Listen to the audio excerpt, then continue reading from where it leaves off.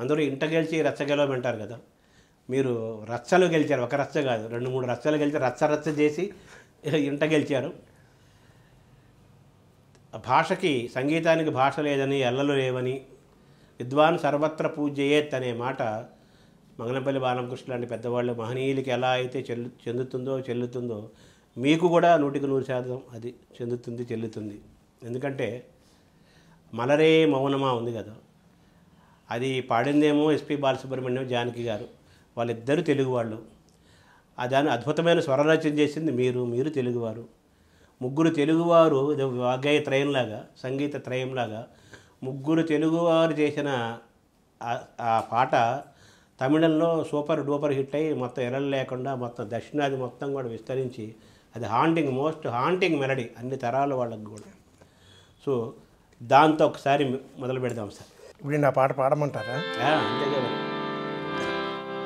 అది ఈ పాటని ఫస్ట్ నేను చేసి ఎలా పుట్టింది ఈ పాటని ఫస్ట్ నేను కంపోజ్ చేసింది ఒక తెలుగు సినిమాకే. ఓహో, అది చాలామందికి తెలియదు. అది ఒక తెలుగు సినిమాలో ఈ పాటను ఫస్ట్ రికార్డ్ చేశాను.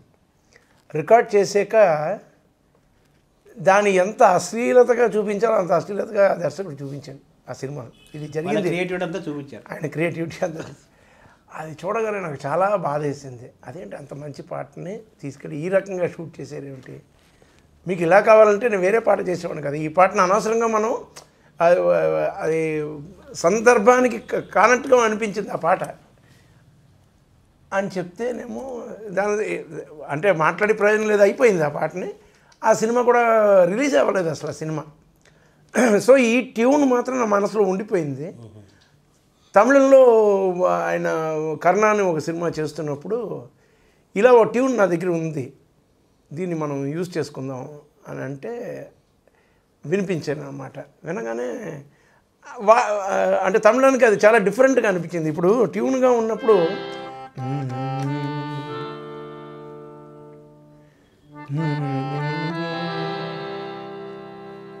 ఇంత గ్యాప్ ఉంది. సో ఇది ఆ అంటే నేను చెప్పేది ఆ టైంలో ఉన్న సాంగ్స్కి చాలా వైవిధ్యంగా అనిపించింది అనమాట. పూర్తి భిన్నంగాను. అంటే అప్పుడు అన్నీ ఎక్కువ వెస్టర్న్ సాంగ్స్ వచ్చేవి, అటు అలాగే ఫాస్ట్ పేస్ సాంగ్ ఉన్నప్పుడు ఇది చాలా స్లో పేస్ సాంగ్ అండ్ అది మందస్థాయిలో పాట ఇప్పుడు అని చెప్పేసి దానికి. కానీ నేను చెప్పాను చాలా గొప్పగా తయారవుతుంది ఈ పాట అని చెప్పేసి రాసిన తర్వాత పాడాక ఇంకా నాకు తమిళనాట నాకు ఒక అడ్రస్ అనమాట. ఇవాళ దాకా ఆ పాట చెప్తే అంటే ఆ పాటే నాకు అంత గుర్తింపు తీసుకొచ్చింది. అసలు ఫస్ట్ అందరూ తెలియజూసి ఎవరి విద్యాసాగర్ని అనిపించుకున్న పాట అనమాట అది. So it is very close to my heart.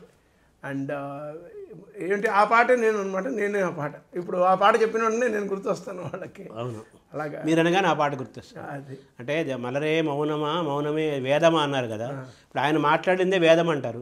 మీరు ఏది చేసినా వీళ్ళకి వేదం అయిపోయింది. ఒకసారి అదే అంటారా సార్?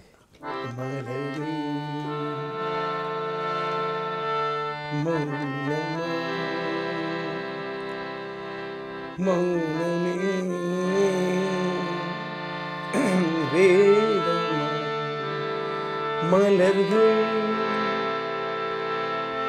பேசுமா பேசினால் ஓயுமா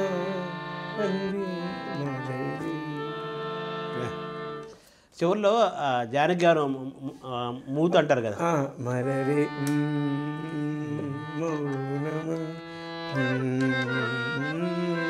అంటే దాని ఒక్కొక్క స్వరానికి సంధిలాగా అనమాట. నెక్స్ట్ హమ్మింగ్ చాలా గొప్పగా. అంటే అది జరిగినప్పుడు ఒక ఇన్సిడెంట్ జరిగింది, అది మీతో చెప్పాలి. ఏంటంటే ఈ పాట చాలా భిన్నంగా ఉంది, అప్పటికి ఉన్న పాటల్లో భిన్నంగా అనిపించింది. ఒక క్లాసిజం ఉన్న పాట.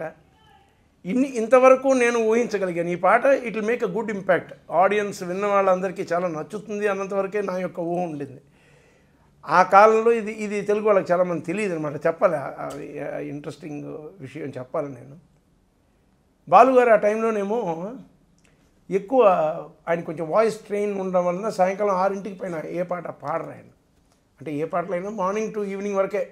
ఆ తర్వాత ఆయన వాయిస్ టెస్ట్ తీసుకొని మళ్ళీ మన్నాడు పాడడం. ఇది ఆయనకి అవును, వోకల్ కార్డ్ కొంచెం ఇబ్బంది వచ్చింది. కొంచెం ఇబ్బంది వచ్చిన సమయంలో అనమాట. ఈ పాట రికార్డ్ చేసినప్పుడు ఆ టైం అనమాట. కాబట్టి ఆయన ఆవేళ నాకు ఇంకో పాట పాడారు, వేరే సినిమాకి వేరే పాట పాడారు. పాడి 5:15 అయింది, ఆ పాట అయిపోయింది. ఇంకా ఆయన పెట్టి బేడా సర్దుకొని బయలుదేరడానికి రెడీ అవుతుంటే నేను చెప్పిన ఇంకో పాట ఉంది, పాడలేదు. నీకు తెలుసు కదా విద్య, రేపు వచ్చి పాడతాను. నేను పర్వాలేదు రేపే పాడదాను, ఏం అవసరం లేదు, కానీ ఒకసారి పాట వినేసి వెళ్ళిపోండి.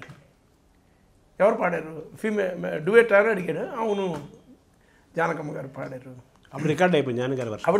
ఆవిడది తీసాను, ఆల్రెడీ తీసి ఆవిడ వర్షన్ ఉంది, ఈయన పాడాల్సింది ఉందన్నమాట ఇంకా బ్యాలెన్స్.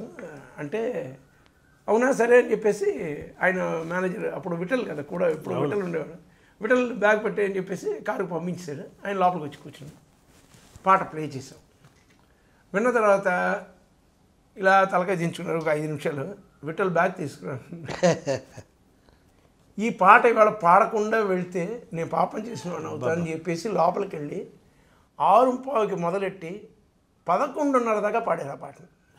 ఇది చాలామందికి తెలియదు, నేను చెప్పాలి. అంటే బాలు గారు సూపర్ ఫాస్ట్గా పాడతారు కదా, ఆ పాటను పాడేశారండి ఆయన, గంటలో పాడేశారు ఆయన.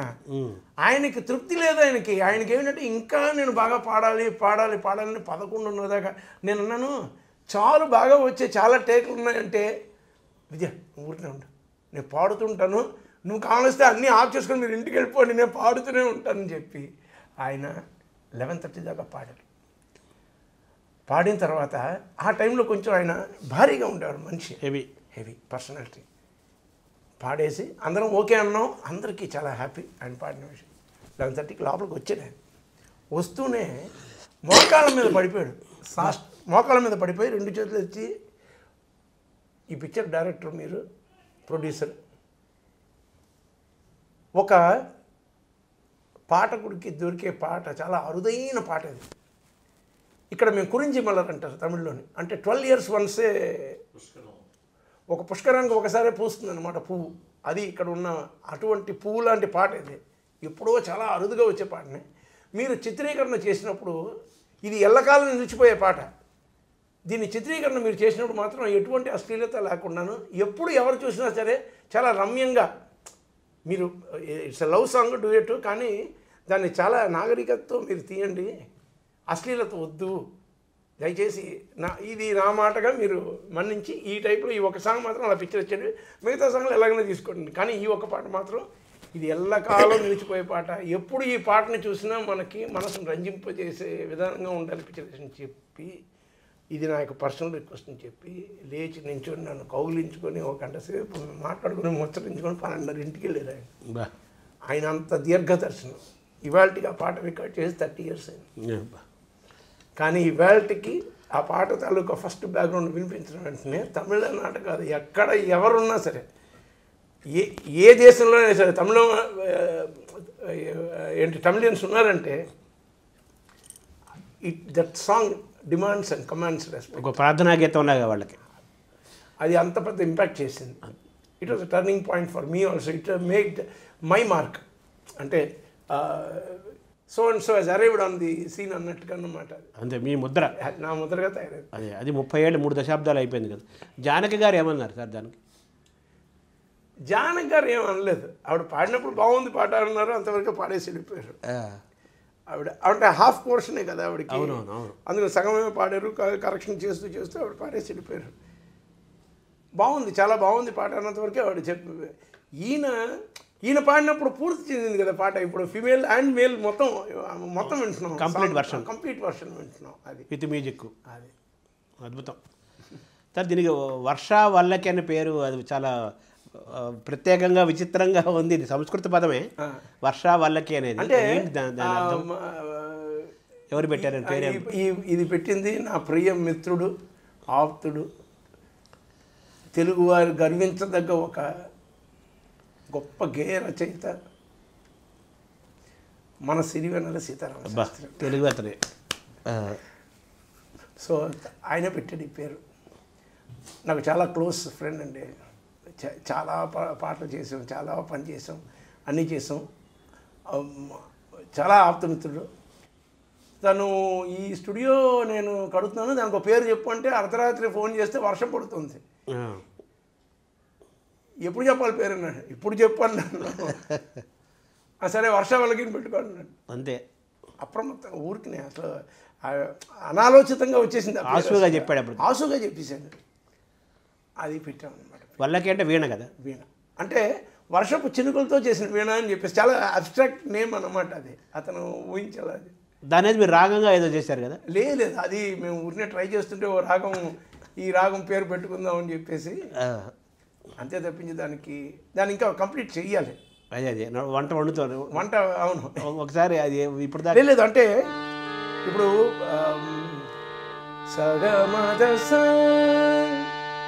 సదమగ అన్నది ఈ 4 స్వరాలతోనే ఉన్నది. రాగం ఏదైనా ఉందా అని ఎవరినో మనకి తెలిసిన వాళ్ళని అడిగితే వాళ్ళు క్లాసికల్ మ్యూజిషియన్స్ లేదండి అని అంటే ఇదేదో కొత్త రాగంలో ఉంది, ఇలాంటి రాగం లేదు అంటే ఇప్పుడు జన్య రాగాల్లో కానీ మన ఇష్టమే కదా ఇప్పుడు అని అన్నప్పుడు వాళ్ళు దానికి ఈ పేరే పెట్టేయండి వర్ష వాళ్ళకి దానికి పేరు పెట్టి. రాగాలు అనంతం అన్నారు కదా. దీనికి కీర్తనలాగా లేదు, నేను అది ట్రై చేస్తున్నాను, ఇంకా సరిగ్గా నాకు కుదరలేదు. జరుగుతుంది. సరే, సీతారామ శాస్త్రి గారి ముచ్చట వచ్చింది కాబట్టి ఆయనకి మీరు చేసిన పాటలు మీ ఇద్దరి అనుబంధం కొంత చెప్పండి సార్, కొంచెం మాట్లాడుకుందాం. ఆయన మేము చేసింది ఇది చాలామందికి తెలియదండి. నా ఫస్ట్ సినిమా నేను చెప్పొచ్చిన విషయం చాలా ఆశ్చర్యంగా ఉంటుంది, నాకే ఆశ్చర్యం వస్తుంది ఇవాళ. నా ఫస్ట్ సినిమా ధర్మతేజ తెలుగులో. ఆ సినిమాకి సుధాకర్ రెడ్డి గారు ప్రొడ్యూసర్, కళ్యాణి ఫిల్మ్స్. ఆయన నన్ను ఫస్ట్ పెట్టుకున్నప్పుడు ఏం చెప్పారనమాట, తమిళ్ సినిమా పూందొట్ట కావల్కారను సినిమా బాగా ఆడుతుంది, ఆ సినిమాని వాళ్ళు కొనుక్కున్నారు రైట్స్, దాన్ని రీమేక్ చేస్తున్నారు కృష్ణరాజు గారితో. సో దాంట్లో ఉన్న పాటలు 2 అప్పటికే బాగా ఇక్కడ ప్రాచుర్యం పొందున్నాయి అన్నమాట తమిళనాట. దానికి మ్యూజిక్ ఇళయరాజా చేస్తున్నారు. వీళ్ళు ఏం చేశారు, ఆ పిక్చర్ని ఎలాగో తీసుకున్నాం, అదే స్టోరీ చేస్తున్నాం కాబట్టి, ఆ రైట్స్ తీసుకున్నాం కాబట్టి ఆ పాటల్ని చిత్రీకరణతో అలాగే మనం పెట్టేద్దాం అన్నది వాళ్ళ ఉద్దేశం. సో నేను ఫస్ట్ రోజు ఆయన కలుస్తున్నప్పుడు ఆయన నాతో చెప్పింది ఏంటంటే 2 పాటలు అలాగే ఉంచేస్తాం, ఇంకోటి ఏదో ఆయనకి వేరేదో ఎవరితోనో ఆబ్లిగేషన్ ఉందిటో పాట చేయించుకోవాలట, ఇంకోటి ఏదో చేయాలట, నన్ను ఒక పాట మాత్రం చేయమన్నారు. చెప్తే నేను నమస్కారం పెట్టి వెళ్ళొస్తాను సార్ నన్ను.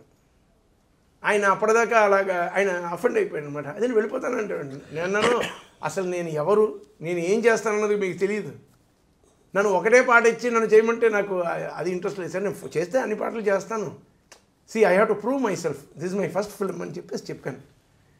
కాదు కానీ నేను తమిళ పాటలు కొనేసి అదే ఆర్టిస్ట్ని పెట్టుకుని వాళ్ళకి అడ్వాన్స్ కూడా ఇచ్చేసాను, అదే పాటలు ఉంటే కదా కరెక్ట్గా ఉంటుంది అంటారు. అప్పుడు నేను చేసిన ఎక్స్పెరిమెంటు ఇది అందరూ నోట్ చేయాలి, ఏంటంటే మీరు అదే పిక్చరైజేషన్ పెట్టుకోండి, నేను వేరే పాట చేస్తాను అన్నాను. ఇది సింక్ అవుతుందా దానికి అన్నాను. సింక్ అవుతుంది అన్నాను. ఆయనకి అది చాలా ఛాలెంజింగ్గా అనిపించింది. ఎలా చేయగలరు, ఇప్పుడు ఆల్రెడీ హిట్ అయిన ఒక సాంగ్ దాన్ని షూట్ చేస్తారు, ఇప్పుడు ఆ చిత్రీకరణ ఉంది కానీ నేను వేరే పాట చేస్తున్నాను, అది సింక్ అవ్వాలి. దాన్ని డబ్బింగ్ చెప్పినట్టుగా, డబ్బింగ్ కూడా కాదు, పర్ఫెక్ట్గా ఉండాలి, సూట్ అవ్వాలి కదా, వాళ్ళ డ్యాన్స్కి సూట్ అవ్వాలి, వాళ్ళు చేసిన మూమెంట్స్కి మ్యూజిక్ చేంజ్ ఓవర్స్ వాళ్ళు ఎలా చేసుకున్నారో అలాగే మనది కావాలి, వాళ్ళ లిప్ ఎక్కడుందో మన లిప్ అక్కడే ఉండాలి, పర్ఫెక్ట్ సింక్లో ఉండాలి అని చెప్పేసి పూర్తిగా సింక్ అవ్వాలి. ఒక పాటకి 15 పల్లవులు ఇచ్చాను. ఈ 15లో ఏం చేసినా మీకు సింక్ అవుతుందని నన్ను ఆయన నమ్మలేకపోయాడు. 15 సింక్ అవుతాయి అన్నారు. నేనన్నా ఈ 15 సింక్ అవుతాయి ఏం చేసినాను, ఆయన నమ్మలేకపోయాడు. నేను లాస్ట్ చెప్పాను అనమాట, ఏమంటే మీకు ఖర్చు అయ్యేది ఆ కాలంలో ఖర్చు అయ్యేది 7,000-8,000 ఒక సాంగ్కి, నేనన్నా మహా అయితే 10,000 ఖర్చు అవుతుంది, ఒక సాంగ్ చేయండి, నేను వేసి చూపిస్తాను, మీకు నచ్చితే నేను కంటిన్యూ అవుతాను, లేకపోతే నేనే వెళ్ళిపోతాను, నేను ఈ సినిమా చేయను. ఆ సాంగ్ చేసినప్పుడు శాస్త్రికి ఎవరు రాయాలి అని అడిగితే నేను సీతారామ శాస్త్రి, వాళ్ళు శాస్త్రితో, సరే సీతారామ శాస్త్రిని పిలుద్దాం.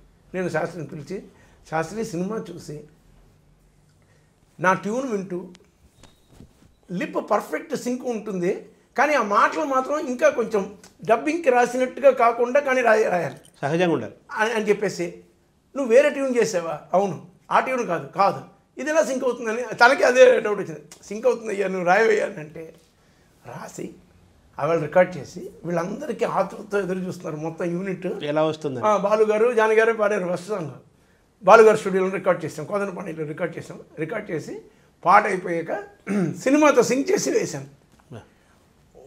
మొత్తం యూనిట్ క్లాప్స్ అన్నమాట. అసలు అంత పర్ఫెక్ట్, అదేదో మనం చేసి వాళ్ళు షూట్ చేసినట్టుగా అని ఉంది.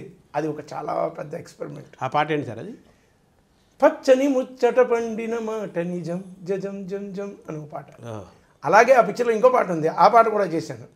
దాని తర్వాత నేను వేరే చిక్కెనమ్మ చక్కనమ్మ జంట ఏ చిక్కులు లెక్క చెయ్యనంట అని ఒక సాంగ్ చేశాను. దాంట్లో చాలా సాంగ్స్ చేశాను, కానీ అది చాలా ఇంప్రెస్ అయిపోయారు సుధాకర్ రెడ్డి గారు. దాని తర్వాత అన్ని పాటలు నువ్వే చేయన్నారు. దాని తర్వాత మొత్తం ఆ పిక్చర్ మొత్తం నేను చేశాను.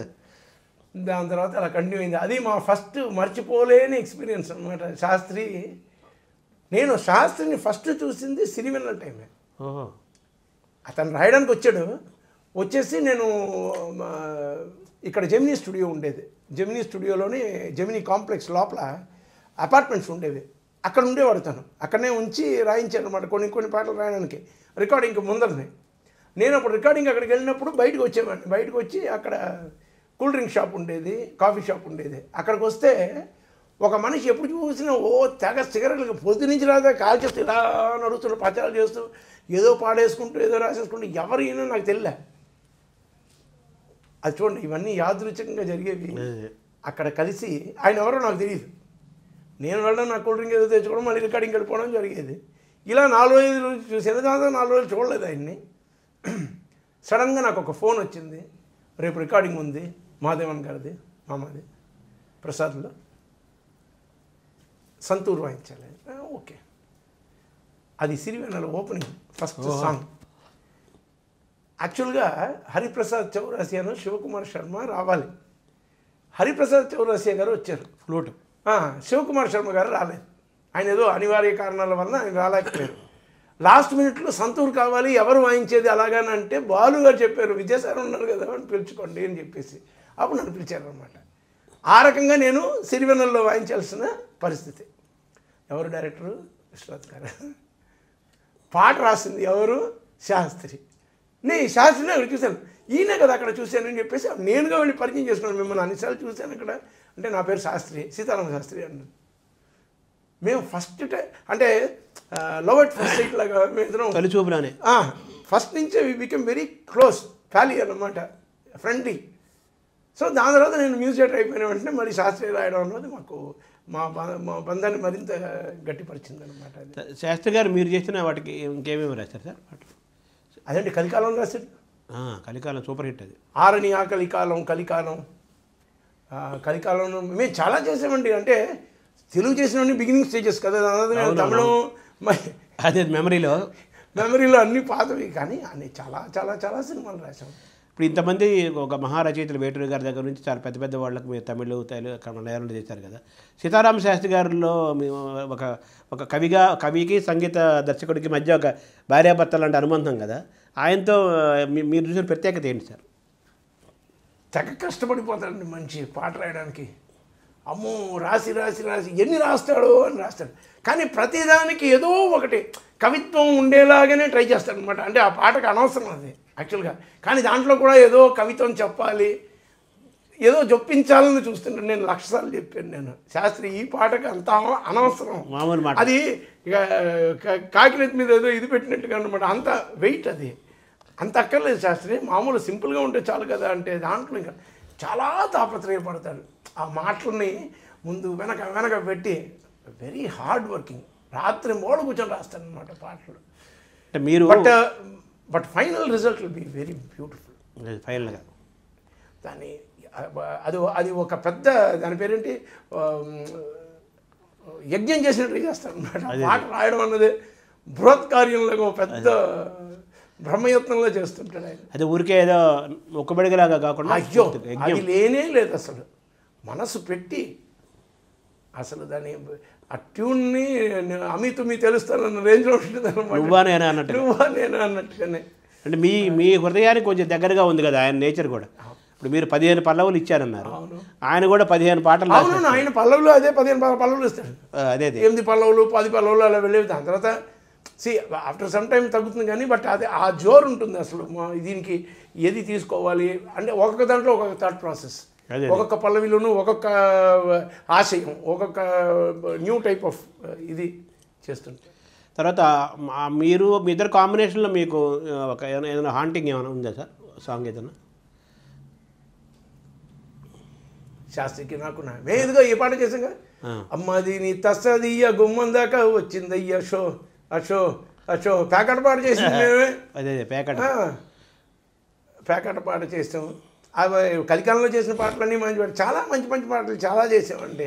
ఆ టైంలో నేను అసలు ఇప్పుడు గుర్తు తెచ్చుకుంటే అంటే చెప్తున్న కొద్దీ గుర్తు వస్తూనే ఉన్నాయి నాకు అవన్నీ ఆయన జ్ఞాపకాలండి. ఆయన జ్ఞాపకాలు. మీకు ఏమనిపించింది సార్ సీతారామ శాస్త్రి అలా సడన్గా ఒక్కొక్కరొకరు వేడి అంతా వెళ్ళిపోతుండే అలా మన కంటి ఎదురుగా?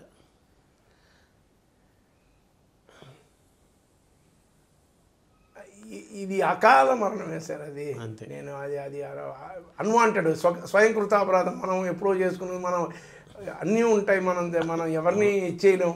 అవును. తను కొంచెం సీరియస్గా తీసుకోవాల్సింది హెల్త్ విషయంలోని. ఫస్ట్ కొంచెం లూజ్గా వదిలేస్తాను, మనం సీరియస్ అయ్యే ప్రయోజనం లేదు కదా. అది సీరియస్గా తీసుకుంది, అది సీరియస్గా మనం తీసుకుంది. సో సీతారామ చాలా బాధ వేసింది. ఇవన్నీ ఇప్పుడు బాలు గారు అయినా సరే, సీతారామ గారు, ఇప్పుడు విశ్వనాథ్ గారు, ఎవరైనా సరే అంతంత మహానుభావులు అందరూ ఎంతమంది, ఇప్పుడు జమును గారు ఉన్నారు, దిగ్గజులు లాంటి మనుషులు అసలు మన కంటి ఎదురుగా వెళ్ళిపోతుంటే చాలా బాధాకరంగా ఉంటుంది. ఒక తీర్చలేని లోటు. దాన్ని భర్తీ చేయడానికి మళ్ళీ మనుషులు లేరు అక్కడ, లేరు. కొన్ని వస్తువులు ఇప్పుడు ఇక్కడ ఉన్నాయంటే ఒకటి ఇంకో మనిషి దీనికన్నా పైన ఉండొచ్చు, లేకపోతే కింద ఉండొచ్చు, అదిగా ఉండలేరు. సేమ్ కావాలి కదా, మనకు అది లేదు. సేమ్ ఇన్స్ట్రుమెంట్ దొరకదు. ఇప్పుడు మన పాత వాయిద్యాలు ఇప్పుడు దొరకట్లేదు, అలాగే వీళ్ళు కూడా దొరకని వస్తువులు. అసలు బాలుగారికి మీరంటే ఎందుకు అంత ఇష్టం? తెలియలేదండి. ఆయన నాకు ఒక అవధూతలాగా అనమాట, దేవదూత అన్నమాట ఆయన. అంటే మా నాన్నగారికి బాగా సన్నిహితులు. నాకు చిన్నప్పటి నుంచి ఆయన చూస్తున్నాను. ఆయన రికార్డింగ్లు వాయించినప్పుడల్లా నేను వాయించేవాడు అదే రికార్డింగ్లో. చాలా చిన్నప్పుడు నేను ఆల్మోస్ట్ 11-12 ఏళ్ళ నుంచి 11 ఏళ్ళ నుంచి నేను రికార్డింగ్స్ వాయిస్తున్నాను ప్రొఫెషనల్గా. సో బాలుగారు ఎన్ని థియేటర్లు వెళ్ళి పాడుతుంటే ఆ మ్యూజిక్ డైరెక్టర్లు అందరూ నాకు ఆ చనువు ఇచ్చారనమాట. మరీ చిన్న కూరాను కదా, సరే తను వచ్చి టేక్లోనే వాయించేవాడిని నేను చాలామంది మ్యూజిక్ డైరెక్టర్స్కి. అలా నన్ను ఆయన చూస్తూనే పెరిగిన ఇది ఒకటి. ప్లస్ నేను చాలామందికి నేను అసిస్టెంట్గా వర్క్ చేశాను. అప్పుడు పాట నేర్పించాల్సింది నేనే బాలుగారికి. ఈ రకంగా మాలో సన్నిహితం. ఆయనకి నేనంటే ఒక అపారమైన ఒక ప్రేమ నా పట్ల. ఏమంటారు, నా యొక్క శక్తి సామర్థ్యాల మీద ఆయనకు అంత కాన్ఫిడెన్స్ ఉండేది.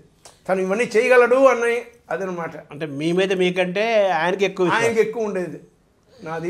నా యొక్క దీని మీద విశ్వాసం ఆయనకి. అన్ని చోట్ల చెబుతుంటారు ప్రత్యేకంగా, మనం అడిగినా అడగకపోయినా ఆయనే చెబుతుంటారు మీ గురించి.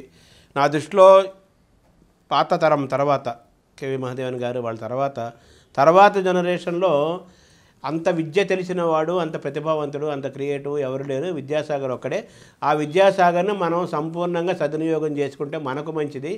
అతనికి కాదు, అతను ఇక్కడ కాదు, ఇంకో చోట అతను ఫ్లరిష్ అవుతున్నాడు ఆల్రెడీ. మనం అతను సక్రమంగా వినియోగించుకోవాలని ప్రతి చోట చెబుతుంటారు. సరే, పాడుతా తీయగలు మీరు చాలాసార్లు మీరు మాట్లాడారు కూడా. ఆ పాడుతా తీయగ సందర్భంలో రాజేశ్వరరావు గారిది ఒక ట్యూన్కి మీరు ఎందుకు అంత ఇదైపోయారు? ఏదండి? ఎస్ రాజేశ్వరరావు గారిది ఆయన వినిపించారు ఒకటి. నేను మాస్టర్ గారు అంటే నాకు అసలు ప్రాణం sir. One of the greatest composers of India. నేను చూసిన ఇంతమంది విన్నాను, ఎన్ని చూశాను. మాస్టర్ గారిది. సార్ మీరు ఎవరెవరి దగ్గర చేశారు సార్? నేను సుశల దక్షిణామూర్తి దగ్గర పనిచేశాను. రాజేశ్వరరావు మాస్టర్ గారు, పెండియాల గారు, ఇంకా ఎవరు ఎంఎస్ మాధవన్ గారు, మలయాళంలో ఎంతమంది మ్యూజిక్ ఉన్నా. ఆర్డి బర్మన్తో చేశాను. దాని తర్వాత ఆర్డి బర్మన్కి రికార్డింగ్ నేను చేశాను. అంటే ఆయన మ్యూజిక్ ఆయన చేయలేకపోయాడని చెప్పేసి నేను చేశాను రికార్డింగ్. దాని తర్వాత నేను అందరికీ వర్క్ చేశాను సార్. నేను చక్రవర్తి గారికి చేశాను, సత్యం గారికి వర్క్ చేశాను, శంకర్ గణేష్, ఇళయరాజా, అందరు. సుశల దక్షిణామూర్తి గారు ఆ పేరు మరి మన సల్లితరాగ సుధారససారం, అది అద్భుతమైన సినిమా కదా రతన్ సార్. అంటే నేను మరీ చిన్నగున్నాను అనమాట. ఆయన అప్పటికే మంచి వయసు.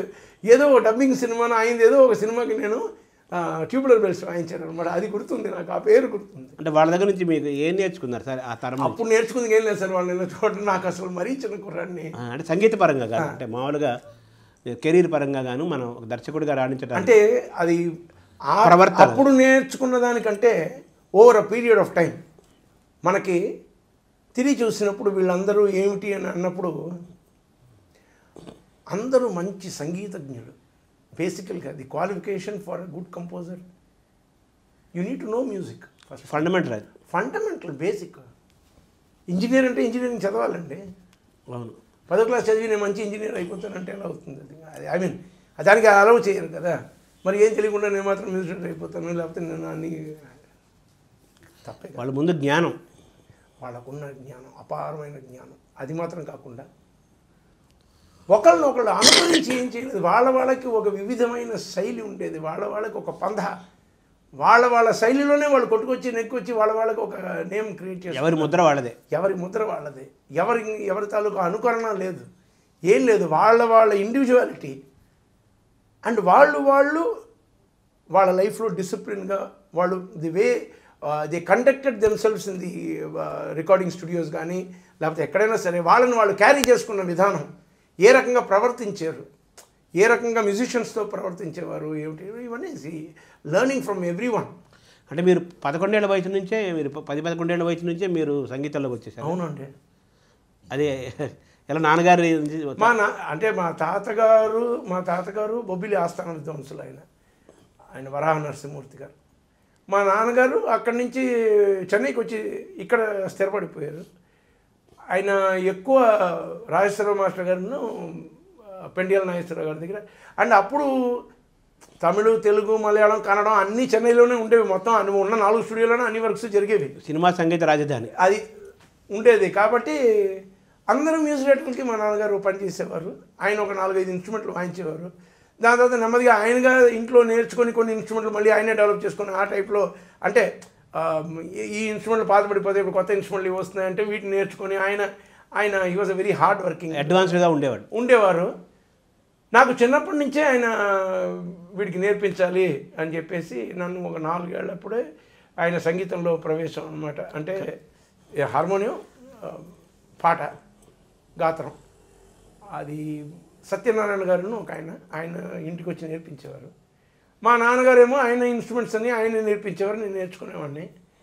ఆయన సుమారుగా 8-9 సంవత్సరాలు కష్టపడి నేర్చుకునే ఇన్స్ట్రుమెంట్లన్నీ నాకు 8-9 నెలల్లో వచ్చేసాయి. అవలీలగా వచ్చేసి వచ్చి 11 ఏళ్ళకే నేను రెడీ అయిపోయాను రికార్డింగ్ వెళ్ళడానికి. మా నాన్నగారికి ఆశ్చర్యం వేసింది అనమాట. వీడు రెడీ అంటున్నాను. నేను అక్కడ అంటే ఎలా టెస్ట్ చేసేవారంటే అక్కడ రికార్డింగ్ జరుగుతున్నప్పుడు ఆయనే వాయించేవారు. నన్ను అనేవారు, నేను చూస్తూ ఉండేవారు, నేను ఎక్కడ వాయించాలి, ఏం వాయించాలని చెప్పేసి చూసేవాడిని. నాకు ఒకసారి చూడగానే తెలిసిపోయేది అనమాట. ఆయన వాయించేసి టేక్ టైంలో ఆయన పక్క కూర్చొని నన్ను వాయించమని చెప్పారు. అంటే ప్రాక్టికల్గా ప్రాక్టీస్ చేసినట్టుగాను నేను కరెక్ట్గా వాయించేవాడిని. ఇంక దాని ఆయన కాన్ఫిడెన్స్ వచ్చిందనమాట. సో ఇంకా ధైర్యంగా వెళ్ళి మ్యూజిక్ దగ్గర మా అబ్బాయి ఒకసారి వాయిస్తాడు చూడండి అంటే, వాళ్ళేమో ఒకసారి వాయించిన తర్వాత రామచంద్ర రాపటి నుంచి నువ్వు వద్దు, మీ అబ్బాయిని పంపించాను ఈ టైప్లో. అలా తండ్రికి ఎసరు పెట్టేశారు మీరు. అలా లేదు, మా నాన్నగారికి అది చాలా సంతోషం. ఏంటంటే మనం నేర్పించాం. ఇంకా చాలా చాలా strict person, very disciplined person and very planned life. ఆయన కష్టపడి వచ్చిన మనిషి కదా, జీవితం తెలుసు, ప్రతి దాని తాలూకా విలువలు తెలుసు. దేన్ని అనవసరంగా వృధా చేయడం కానీ, కాలాన్ని వృధా చేస్తే ఆయనకు నచ్చదండి. ఆయనకు నచ్చంది అదొకటి. నాకు అవన్నీ నూరిపోసాను అనమాట. ఇప్పుడు అది పనికి వస్తుంది. ఇప్పుడు నేను నెక్స్ట్ తరాల వాళ్ళకి నేను చెప్తున్నాను, అది మీరు ఏదైనా వృధా చేయను, కాలాన్ని వృధా చేయకు, మళ్ళీ రాదు. కాబట్టి ఆయన అదే చెప్తారు, నాన్న ఏ టైం వేస్ట్ చేయకు, ఖాళీగా ఉన్నాను అనుకోకు, ఆ టైంలో ఏదో నేర్చుకోవడం, చదువుకోవడం, ఏదో ఒకటి చెయ్యి, అది వెనకాల నీకు యూస్ అవుతుంది, ఏదో రోజు ఉపయోగపడుతుంది అని చెప్పేసి.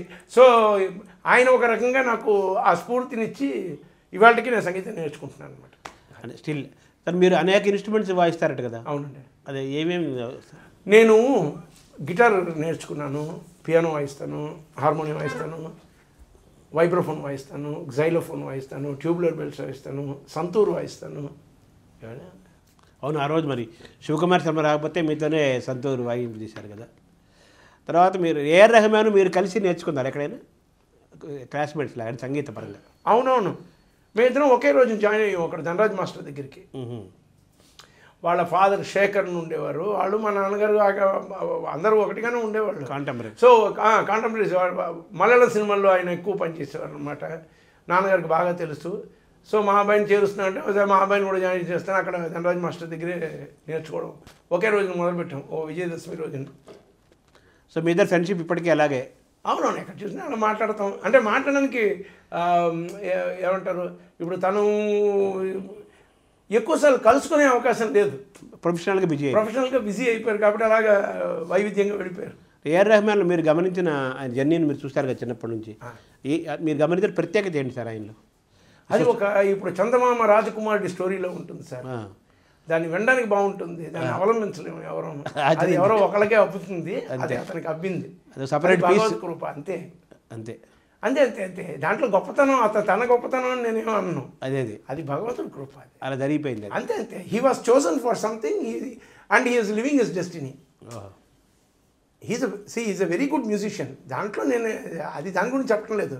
బట్ మీరు జర్నీ చెప్పారు కాబట్టి మనిషి తాలూకా పురోగమనం ఇలా కూడా ఉంటుందా అన్నది ఇప్పుడు ఆశ్చర్యంగా. ఆ రాజకుమారుడికి సడన్గా రెక్కలు మొలిచాయి, పైకి వెళ్ళిపోయాడు, చందమామను చూసాడు, లేకపోతే అక్కడ ఎవరో వరించేసింది, సడన్గా గంధర్వ వివాహం అయిపోయింది అని చెప్పేసి మనం కథలు చదవడానికి ఎంత బాగుంటుందో అతని లైఫ్ని చూడడానికి ఎంత బాగుంటుంది, అతను అనుభవిస్తున్నాడు. అంతవరకే తప్పించి మీరు దాన్ని ఫాలో అయిపోయి నేను అలాగే అయిపోతాను అన్నది అది ఎవరి సినిమా వాళ్ళదే. కాబట్టి అంటే మీరు మూలాలు అమలాపురమా? నేను బాగున్నా అమలాపురం సార్. తర్వాత మీరు ఇంకా కంప్యూటర్ సంగీతమే మీకు చదువు? అవునండి. అలాగే చెప్పాలి కదా. తర్వాత మేము ఫస్ట్ మీకు తమిళంలో ఎలా అవకాశం వచ్చింది సార్? ఫస్ట్ మీరు తమిళ మ్యూజిక్ డైరెక్ట్ చేసింది? నేను ఫస్ట్ చేసింది తమిళంలోనే చేశాను. అది ఎలా వచ్చింది సార్? అది నేను అప్పుడు చాలామంది దగ్గర అసిస్టెంట్ మ్యూజిక్ డైరెక్టర్గా ఉండేవాడిని. దాని తర్వాత అసోసియేట్ మ్యూజిక్ డైరెక్టర్గా, అసిస్టెంట్ అని కాదు, ఎందుకంటే చేసేదంతా నేనే. అసిస్టెంట్ మ్యూజిక్ డైరెక్టర్ పేరు నాకు నచ్చలేదు. సో నేను ఇప్పుడు అసోసియేట్ డైరెక్టర్ అంటే సగం పని ఆయన చేస్తాడు కదా, నాకు పెట్టండి అని చెప్పేసి ఈ టైప్లో చేస్తున్నప్పుడు రాబర్ట్ రాజశేఖరన్ అని ఇద్దరు డైరెక్టర్స్, ద్వయం అనమాట, ఇద్దరు కలిపి చేసేవాళ్ళు. అదే మరి విశ్వనాథన్ రామ్మూర్తి లాగా, రాజనాగేంద్ర లాగా వాళ్ళిద్దరు చేసేవారు. వాళ్ళిద్దరిది ఒక సినిమా నేను చేశాను, చిన్న పువ్వే మెల్లపేసు అని. పాటలు కానీ, దాని బ్యాక్గ్రౌండ్ మ్యూజిక్ కానీ, మొత్తం బ్యాక్గ్రౌండ్స్ చేయడం కానీ, సాంగ్ బ్యాక్గ్రౌండ్స్ కానీ, ఫిల్మ్కి బ్యాక్గ్రౌండ్ స్కోర్ మొత్తం నేనే చేశాను. వాళ్ళతో బాగా క్లోజ్ అయిపోయింది. దాని తర్వాత వాళ్ళిద్దరూ ఏదో కారణం చేత విడిపోయి ఇండివిజువల్గా సినిమా స్టార్ట్ చేశారు. స్టార్ట్ చేసినప్పుడు ఇద్దరు నన్నే పెట్టుకున్నారు. అలా ఆ రకంగా నాకు తమిళ సినిమాలో అవకాశం. అది మీ ఎంట్రీ కూడా సూపర్ హిట్ కదా. తమిళనాడులో ప్రారంభమే మీరు? లేదండి, కష్టాలే. సినిమాలు వస్తూనే ఉండేవి. ఇప్పుడు సినిమాలు వస్తూనే ఉండేవి, అలాగేదో అలా సినిమా వచ్చేది. కానీ ఏ సినిమాలో పెద్దగా బాగా ఆడినవి కానీ పేరు తెచ్చినవి కానీ ఏమీ లేవు ఇప్పుడు. అలాగే వెళ్ళింది ఫస్ట్ 2 years దాకా అలా వెళ్ళింది. అప్పటికే 4, 6, 7 సినిమాలు చేశాను. దాని తర్వాత తెలుగు సినిమాలు వచ్చాయి. అప్పుడు మొత్తం తెలుగుకి వచ్చేసాను, మళ్ళీ నేను తమిళ వదిలేసాను, తెలుగుకి వచ్చాను. నేను ఈ క్షణంలో నేను చాలా ముఖ్యంగా నా జీవితంలో మీరు అన్నీ మాట్లాడుతున్నారు కాబట్టి నేను ముఖ్యంగా ఈ సినిమా ప్రయాణంలోని, ఈ జీవనయానంలోని నేను చెప్పాల్సిన ఒక వ్యక్తి ఉన్నారు. ఆయన పేరు తమ్మారెడ్డి భరద్వాజ్. అబ్బా, అది చెప్పకపోతే అది పాపం. ఆయన అంటే సొంత కొడుకుని కానీ, ఇప్పుడు నేను తమ్ముడు అనుకోండి, పోనీ అలాగనుకోండి, అంత వయసే అనుకోండి, అలాగే ప్రోత్సహించారండి ఆయన. ఆయనతో ఫస్ట్ పిక్చర్ చేసింది అలజడి ఒకందుకు మంచి బాగా ఆడింది. దాని తర్వాత ఎన్ని సినిమాలు మేము చేసినా సరే ఆ సినిమా ఆడినా ఆడకపోయినా నేనే మ్యూజిక్ డైరెక్టర్ ఆయనకి. ఆయన అలా ఎంకరేజ్ చేశారు. అది ఒక పెద్ద ట్రైనింగ్ పీరియడ్. అండ్ మనకి సినిమా లేదని కాదు, మనం వర్క్ చేస్తూనే ఉన్నాం అన్న ఒక దీన్ని ఆయన క్రియేట్ చేశారు. ఆయన పట్ల ఎప్పటికీ నేను భరద్వాజ్ గారు మీరు చూస్తుంటే అన్న నమస్తే, థ్యాంక్ యూ వెరీ మచ్. ఇది ఆయన చూడాలి. ఆయనకి ప్రత్యేకంగా నేను చెప్పడం కాదు, ఈ రకంగా చెప్పడంలోనే ఆయనకి I feel this is right way to పబ్లిక్గా నేను ఆయనకి చెప్పాలి. I'm so indebted to that great person. నాకు సంబంధించినంత వరకు నా యొక్క జీవితంలోనే చాలా ముఖ్యమైన one of the important people is Tammareddy Bharat. సరే, మీకు ఎక్కువ అర్జున్తో ఎక్కువ సినిమాలు చేశారు కదా మీరు, అది ఎలా జరిగింది సార్? అది నేను అప్పుడు ముగ్గురు మనగాళ్ళు చేశాను సార్. చిరంజీవి ఆయన పిక్చర్ చేసినప్పుడు ఆ పిక్చర్ ఆ టైంలో బాగా ఆడలేదు, సుమారుగానే ఆడింది. ఆ పాటలని ఇవాళకి హిట్ అవుతుంది, అది వేరే విషయం. బట్ ఆ టైంలోనేమో అనుకున్నంత హిట్ అవ్వలేదు ఆ సినిమా. అప్పుడు నాకు వచ్చిన అవకాశం జై హింద్ అని ఒక తమిళ సినిమా, అది అర్జున్ది. దానికి మ్యూజిక్ చేశాక ఆ పిక్చర్ బాగా ఆడింది. దాని తర్వాత సినిమా చేసింది కర్ణ, దాంట్లోనే మేము మలరే మౌనమా పాట. ఇంకా దాని తర్వాత మొత్తం కంటిన్యూస్గా మేము ఇద్దరం కలిపి 4-5 సినిమాలు చేసాం. ఎక్కువ సినిమాలు ఏం కాదు, 4 సినిమాలు చేస్తుంటాం, 5 సినిమాలు. అర్జున్ ఆయన కూడా ఇప్పుడు అర్జున్ అనగానే మళ్ళీ మీరు గుర్తొస్తుంటారు తమిళియన్స్కి. అంతే అంటే మా కాంబినేషన్లో ఎక్కువ హిట్స్ వచ్చాయి ఆ టైంలోనే. సరే, మలయాళం వాళ్ళు అంత తొందరగా ఎవరిని వాళ్ళు యాక్సెప్ట్ చేయరు, వాళ్ళు నాలెడ్జ్ ఓరియంటెడ్గా ఉంటారు, కొంచెం డిఫరెంట్గా ఉంటారు కదా. అటువంటి మలయాళం వాళ్ళు మిమ్మల్ని అంతగా గాడ్స్ ఓన్ కంట్రీ కదా, మిమ్మల్ని ఎలా అంత గొప్పగా వాళ్ళు ఓన్ చేసుకున్నారు? ఆ సీక్రెట్ ఏముందా? గాడ్స్ ఓన్ కంట్రీలో గాడ్ నన్ను ఓన్ చేసుకున్నాడు అన్నమాట. సో అది ఏమిటని చెప్తే నేను చెప్పలేనండి. దానికి భాష్యం లేదు, అంటే దానికి ఏ రకంగా నేను భాష్యం చెప్పలేను. ఎందువలన అన్నది కారణం నేను చెప్పలేను. అది జరగాలని ఉంది కాబట్టి జరిగింది అంతే. అది ఒక ఘటన. సడన్గా ఎవరో పిలిచి నన్ను అప్పుడు నేను తమిళ సినిమాలు ఎక్కువ చేస్తున్నాను, మలయాళం సినిమా చేస్తారా అని అడిగారు, చేస్తానన్నాను. ఫస్ట్ సినిమా చేసినప్పుడే అది చాలా వైవిధ్యమైన సంగీతంగా వాళ్ళు భావించారు. నాకు స్టేట్ అవార్డు వచ్చింది. ఆ సినిమా చాలా బ్రహ్మాండంగా ఆడింది. దాని తర్వాత వచ్చిన ప్రతి పిక్చర్లో 6 పాటలు అయితే 6 పాటలు హిట్లు, 5 పాటలు అయితే 5 పాటలు హిట్లు, పిక్చర్లు 200 రోజులు ప్రతి పిక్చర్ను. సో ఇలా వెళ్ళిన వెంటనే 3 పిక్చర్ల తర్వాత వాళ్ళు వాళ్ళ మనసులో నాకు చాలా పెద్ద స్థానం ఇచ్చేసారు అనమాట. వాళ్ళు నా సంగీతాన్ని కానీ నన్ను టోటల్గా they have accepted. And I'm always indebted to those people. They have infused confidence in me. నీ మెలడీ కానీ నువ్వు చేయగలిగింది కానీ మేమున్నా ఆస్వాదించడానికి అని చెప్పేసి వాళ్ళు భరోసా ఇచ్చారనమాట మనకు వెనుతట్టి. సో అది అక్కడ అంటే మీరు this my 25th year in Malayalam industry. Sir, మీరు ఆ ఫస్ట్ తొలిపాటే మీరు పూర్తిగా ఆ మలయాళం పల్లెదనాన్ని, వాళ్ళ జీవాన్ని, ఆ హృదయాన్ని మీరు క్యాచ్ చేసుకుంటూ చేశారు. కింద మాకు వినిపించారా అది ఒకసారి? వెన్నీల చందన కిన్నం പുന്നമടക്കായലിൽ വീണേ കുഞ്ഞിളം കയ്യിൽ മെല്ലെ കോരിയെടുക്കാൻ മുണ്ടകൻ കൊയ്ത്ത് കഴിഞ്ഞ് ആറ്റക്കിളി പോകും നേരം മണ്ണിനി തൂവൽ കൊണ്ടൊരു കൂടൊരുക്കാൻ കാലിമേയുന്ന പുല്ലണി കാട്ടിൽ കന്നിമാങ്ങ കടിച്ച് നടക്കാം ഇന്ന് താരസരങ്ങൾ കീഴക്കാം കുഞ്ഞു മഞ്ഞാടി കുഞ്ഞിലേറാ పెళ్ళిలా చందనకిన్నం. అంటే పూర్తిగా మన తెలుగుదనం అంటాం కదా, నెటివిటీ పూర్తిగా మలయాళం యొక్క పల్లెదనం వాళ్ళ నాడిని పట్టుకున్నారు కదా, అది ఎలా మీరు సాధించారు? పట్టుకోలేదు, అతను పట్టించాడు. అది ఎలా జరిగిందండి? మీకు తెలుగు వాళ్ళు మీరు మలయాళం అది ఓకే, భాష వచ్చా మీకు మలయాళం? అది మరి నేను అంతకుముందు పెద్దగా మలయాళం పాటలు విన్నది ఏం లేదు సార్. అదేనంటాను, ఈశ్వరుడే తలుపు ఘటన అంటున్నారు కదా, ఆ టైప్లో జరిగిన విషయం అది. నా జీవితంలో జరిగిన ఒక ఘటన అనమాట అది. ఇప్పటికీ వాళ్ళు మిమ్మల్ని వదలటం లేదు కదా మలయాళిస్ వాళ్ళు. ఆవిడ నా ఫస్ట్ ఫిల్మ్తో ఉన్న వాళ్ళు మనసులో ఏ స్థానం పెట్టారో ఇవాళ దాకా దాన్ని పదిలంగా దాన్ని అలాగే పదం. సార్, ఈ తమిళ ప్రయాణంలో ధరణిది మీది బెస్ట్ కాంబినేషన్ అంటారు, ఎందుకంటారు? కమర్షియల్లీ ఇప్పుడు చూస్తే మోస్ట్ ఆఫ్ ది పిక్చర్స్ ఆ ఇన్ఫ్లుయెన్స్ ఆయనే స్టార్ట్ చేశాడు. ఇప్పుడు ఆ tit for tat, cat and mouse games జరిగేవన్నీ స్టార్ట్ చేసింది Dharani. He is the pioneer, trend setter. And అలాంటి ఫిల్మ్స్కి ఎలాంటి మ్యూజిక్ ఉంటే బాగుంటుంది అని ట్రెండ్ సెటర్ అనమాట. సో ఆ ఫిల్మ్సే కల్ట్ ఫిల్మ్స్ లాగా.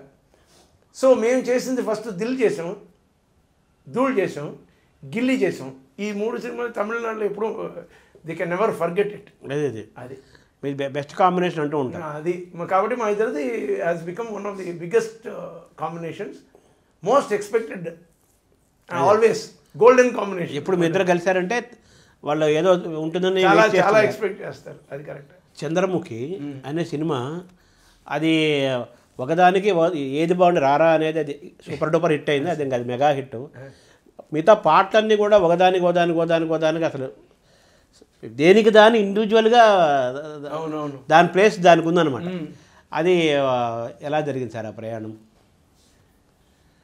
నేను ఇప్పుడు అంటే కంప్లీట్ ఈ క్యారియర్ ఆల్మోస్ట్ ఇవాళకి more than 34-35 years as a music డైరెక్టర్గా ఉన్నప్పుడు ఓన్లీ 1 ఫిల్మ్ నేను చేశాను, రజనీకాంత్ గారు. ఒకటే. అది చంద్రముఖి. అవి ఒక్కటి చాలు. అది గంగగోపాలు అన్నట్టుగాను, గంగగోపాలు గరిటెడైనండి చాలు. కాబట్టి అది చాలు. అది బట్ ఆ ఫిల్మ్ చేస్తున్నప్పుడు నేను అప్పటికే తమిళ్లోని చాలా విస్తృతంగా, చాలా I was very popular and most సక్సెస్ఫుల్గా వెళ్ళేవాడిని. అప్పుడు వచ్చిన సినిమా అది. వచ్చినప్పుడు దాంట్లో చాలా ఆశ్చర్యం వేసింది అంటే, ఓ తెలుగు పాట మేము పెట్టాం తమిళ సినిమాలోనే, అది రజనీకాంత్ ఆయన సినిమాలోనే ఒక తెలుగు పాట. తమిళ వాళ్ళ నోట అంత దూరం వినిపించింది అంత ఆ పాట అన్నమాట. అంటే అందరూ చెప్పడం ఏంటంటే శంకరాభరణం తర్వాత తమిళనాడు మొత్తం వినిపించిన ఏకైక తెలుగు పాట ఆ పాట, ఈ రారా అన్న పాట. మరి అంత చంద్రముఖిలో మీ అనుభవాలు ఏం చెప్పండి సార్, ఇంట్రెస్టింగ్ ఆ ప్రయాణంలో. ఆ పాట పుట్టే క్రమం కానీ లేదు. ఫస్ట్ డే రజనీకాంత్ గారు ఆయన వచ్చి కూర్చున్నప్పుడు ఆయన మాట్లాడారు. ఆయన చెప్పారనమాట, నాకు 2 పాటలు మీరు హిట్ చేసి ఇచ్చేయండి అని. నిన్న 2 ఎందుకంటే 5 పాటలు హిట్ చేద్దాం అంటే ఆయన నా వంక ఒకలా చూశారనమాట. అంటే ఆయనకి ఏంటంటే ఇతనేంటి ఓవర్ కాన్ఫిడెన్స్లో చెప్తున్నాడా. నేను మామూలుగా ప్రాక్టికల్గా అడిగాను కదా 2 పాటలు. నేను అనుకున్నది ఏంటంటే, మనం అడిగినప్పుడు దేవునికి 2 ఎందుకు అడగడం, 5 అడిగితే పోలేదా, చేసుకున్నప్పుడు 5కి కష్టపడితే అన్నది నా ఉద్దేశం. ఆయన అలా అనుకున్నారు. ఎవరేమనుకున్నారు మనకు అనవసరం. సినిమా అయిన తర్వాత 5 పాటలు హిట్. ఆయన 200 days సెలబ్రేషన్ అవుతున్నప్పుడు ఆయన స్టేజ్లో చెప్పాడు, నేను 2 పాటలు అడిగాను, ఆయన 5 పాటలు చెప్తే నేను నమ్మలేదు, బట్ 5 ఆయన హిట్ చేస్తాడు విద్యాసాగర్, ఐ లవ్ యూ అని చెప్పేసి. He has that lot of love and respect towards. అన్ని పాటలు బాగా వచ్చాయి. అంటే ఆ ప్రయాణంలో మీరు ఛాలెంజ్ ఏమైనా ఫేస్ చేశారు సార్? ఏమీ లేదు సార్, హాయిగా వెళ్ళిపోయింది అంతేను. చాలా సింపుల్గా కంపోజ్ చేసుకుంటూ వెళ్ళిపోయాను. అదే నాకు ఎప్పుడు కంపోజింగ్ నేను పెద్ద ఛాలెంజింగ్గా ఏం లేదు. నేను ఛాలెంజింగ్గాని ఫేస్ చేసింది నేను స్వరాభిషేకం ఫేస్ చేశాను. ఛాలెంజింగ్గా అంటే ఇప్పుడు మొత్తం క్లాసికల్ మ్యూజిక్ అది మనకి. ఇప్పుడు శంకరాభరణం సినిమా నేను వాయించాను, సిరివెన్నెల నేను వాయించాను, సప్తపది నేను వాయించాను. ఇన్ని వాయించేసి ఆయన్ని అంత దూరం ఆరాధించిన ఒక వ్యక్తికి ముందర కూర్చొని ఆయనకి సంగీతం సమకూరుస్తున్నామంటే మరి మనం ఒక విభిన్నంగా వైవిధ్యమైన ఇది ఇవ్వాలి అంటే ఆ స్టాండర్డ్ మనం మీట్ అవ్వాలి అన్న ఒక ఇది నాలో ఉంటుంది కదా. సో ఏదైనా టెన్షన్ కానీ లేకపోతే కొంచెం హార్డ్ వర్క్ అన్నది స్వరాభిషేకానికి వచ్చింది తప్పింది. అంటే మీ ఫస్ట్ మూవీ కూడా ఛాలెంజ్ కదా యాక్చువల్గా? ఏం కాదు సార్, ధర్మతేజ గురించి అదే నాకు ఛాలెంజ్ లేదు. అది చాలా అలవాటుగా చేశాను. ఒకరోజు వాళ్ళకి ఛాలెంజ్ అది, మీకు కాదు. వాళ్ళకి ఛాలెంజ్ అది, నాకు కాదు. మీరు చాలా నేను అలాగే ఎప్పుడు ఫీల్ అవ్వలేదు సార్. నేను అంటే ఎంజాయ్ చేస్తారు కాబట్టి I enjoy first point. And I don't believe నేనేదో ఆలోచించి కదా, అనాలోచితంగా జరిగే విషయాలు ఇవన్నీ అలాగే జరగాలి, చాలా అలవాటుగా అలా జరిగిపోవాలి. It's the creation. ప్లాన్ చేయలేదు కదా సార్ క్రియేషన్. ఇప్పుడు క్రియేషన్ షుడ్ హ్యాపెన్ అంతే, న్యాచురల్గా మొమెంటరీ. అది ఎప్పుడు వస్తుందో తెలీదు. ఎప్పుడైతే మనకి దాని పేరేంటి మెరుస్తుంది, ఎప్పుడు మెరుస్తుంది చెప్పగలరా? చెప్పలేరు. కానీ మెరుపు వచ్చినప్పుడు దాన్ని పట్టుకోవాలి అంతే. అదనమాట. అలాగా మనకు ఆ థాట్ ప్రాసెస్ వచ్చినప్పుడు మనం అంటే ఎప్పుడు వర్షం పడుతుందో చెప్పలేం కదా. ఇది వర్ష వల్లకి కదా, ఇది అలాగా అది ఎప్పుడు వర్షిస్తూనే వల్లకి కదా. వీణ వల్లకి పాణి అంటారు కదా. తేనెటీగ సినిమా కూడా అదొక ప్రత్యేకమైన ఇది కదా సార్. అది అంటే ఇది తేనెటీగ అని చెప్పినప్పుడు నేను చెప్పాల్సింది, ఇప్పుడు నాకు అందరు లిరిక్ రైటర్స్తో చాలా సత్సంబంధాలు ఉండేవి, అందరితోనూ మంచి బాంధవ్యం ఉండేది, అందరితోనూ ఒక సహోదరత్వం ఉండేది, చాలా ప్రేమతో మేము ఉండేవాళ్ళం. దాంట్లో చాలా ముఖ్యమైన వ్యక్తి నేను చెప్పాల్సింది Bhuvanachandra. I just love him and he loves me. So there is no more to talk about that. Likewise ఇంకో మనిషి వెన్నెల కంటి వెళ్ళిపోయాడు పాపం, ప్రసాద్ పోయాడు. So we had good relationship, beautiful relationship. తేనెటీగా అన్ని పాటలు బాగా వచ్చాయి. దాంట్లోని చాలా తమాషాగా కూర్చొని టేబుల్ మీద కొడుతున్న పాట చేశాం. రాజేంద్ర ప్రసాద్తో పాడించారు కదా, పాడించాను ఆ పాట. అందుకే ఆ సినిమా గురించి గుర్తు చేశారు. అది సరే, అదొక ఎక్స్పెరిమెంట్ కదా అంటున్నా. అవునవును, ఫస్ట్ టైం ఆయన పాడించాను. ఇప్పుడు ఆయన గాయకుడు కాదు, ఏం కాదు, ఏదో వెరైటీగా ఉండాలి. అది సూపర్ డూపర్ హిట్ అయింది కదా, బాగా హిట్. ఆ ఆడియో చాలా పెద్ద హిట్ అయింది సార్. ఆ పిక్చర్ ఆడి ఉంటే ఇంకా బాగుండేది. అదే నన్ను అప్పుడంతా మిస్ మ్యాచ్ అనమాట. ఆ కాలం అంతా ఎలా ఉండేది అంటే, నా పాటలు బాగుంటే పిక్చర్ ఆడేది కాదు, పిక్చర్ బాగుంటే పాటలు సుమారుగా ఉండేవి. అంటే మిస్ మ్యాచ్గా వెళ్ళింది. రెండు కలిసిన కాలం వచ్చింది, వెనకాల వచ్చింది. అదే ఆ తేనెటీగ సినిమా ఎలా ఉన్నా మీ పాటలు సూపర్ డూపర్ హిట్, చాలా క్యాసెట్లు అమ్ముడుపోయినాయి అంటారు. అవునండి, అవునండి, అదే కరెక్ట్. ఈ ముగ్గురు మనగాళ్ళ టైంలో చిరంజీవి ఆయన ఎలా దాన్ని రిసీవ్ చేసుకున్నారు సార్ మీ దీన్ని? పాటలు అన్నీ సూపర్ డూపర్ హిట్, ఇప్పుడు కూడా చాలా బాగుంటాయి. జనరల్గా రాఘవేంద్రరావు గారి కంపోజింగ్ అని నాకు అప్పుడు చెప్పింది అదే ఏంటంటే చాలా టైం అవుతుంది చెయ్యాలి అని చెప్పేసి, నేను కంపోజింగ్కి వెళ్ళి అరగంటలో 3 పాటలు ఓకే చేశాను. అంతే అంతే అంతే. ఆయన విని ఆయన చాలా ఆనందించారు. ఫస్ట్ చేసిన పాట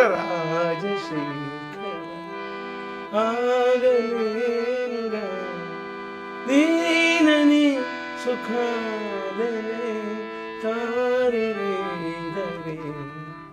ట్యూన్ చేశాను. ఫస్ట్ టైం చిరంజీవి గారిని పెట్టుకుని రాజశేఖర్ అని పాట పాడారు. ఎదురుగా ఉన్నారు వాళ్ళు. దాని తర్వాత అన్ని పాటలు మంచి, కొట్టో కొబ్బరికాయ పాడింది. అవును. దాని తర్వాతనేమో నువ్వు ఒక్కసారి అంటే ఓకే, అదో పాట చేసాం. ఇది ఇంకా but it was a beautiful experience, very nice experience. ఇప్పుడు విశ్వనాథ్ గారు ఉండగానే ఎక్కువ కాలం కేవీ మహాదేవన్ గారు ఆయన చేశారు. తర్వాత నెక్స్ట్ ప్లేస్ ఇళయరాజా గారు చేశారు. ఆయనకి ఎక్కువ ఆయన కంపోజిషన్లో.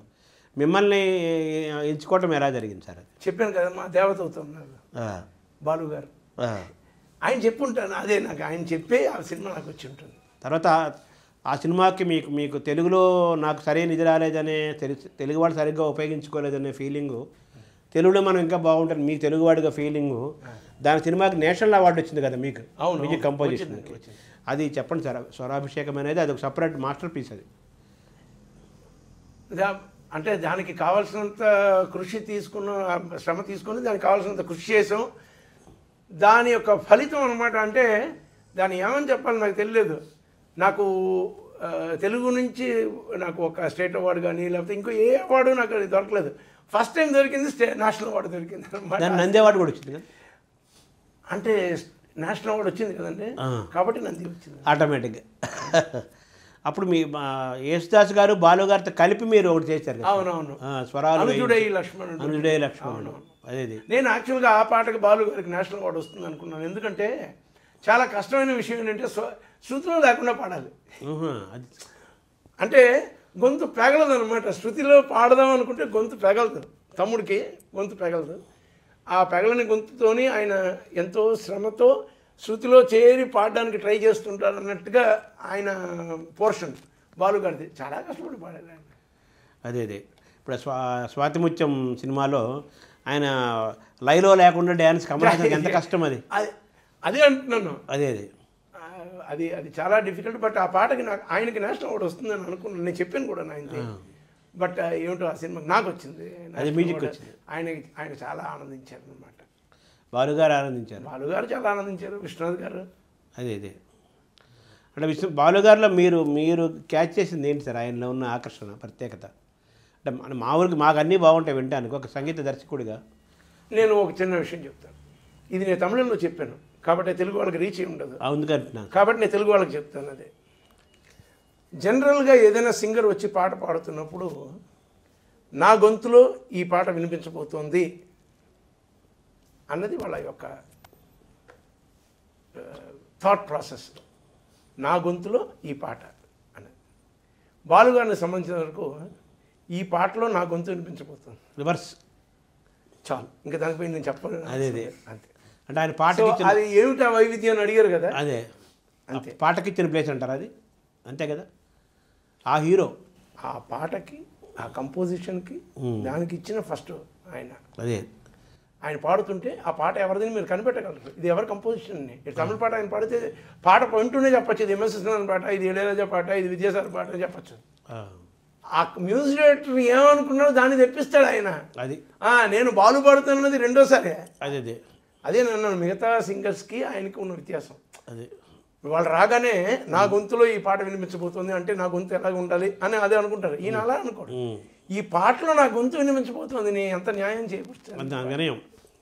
అంటే ఆ సంగీత దర్శకుడిని శిఖర స్థాయిలో, పై స్థాయిలో, ఉన్నత స్థానంలో కూర్చోబెట్టి మనం ఆయన ఇచ్చిన పాట మనం సార్ పాడుతున్నాం అంతే కదా సార్, పాటలు మ్యూజిక్ డైరెక్టర్ చేయకపోతే సింగర్స్ ఏమిటి సార్ పాడతారు? నాకు అర్థం కాలేదు. నాకు అదే అవును మీరు ఎంత గొప్ప సింగర్ రైట్, మీరు ఇంకా కీర్తనలు పాడుకో, ఓకే మీకు ఇంత బహుజన కీర్తన కూడా ప్రాచుర్యం మీరు ఎలా కాదు కదా. వస్తుంది అంటున్నాను. లేదు అదే సార్ మీకు ఇంతటి బహుజన ప్రాచుర్యం కానీ మిమ్మల్ని ఇంత దూరం మీరు సినిమాలో పాడినందు వలనే, సినిమా పాటలు పాడడం వల్లనే అది ఒప్పుకోవాలి కదా.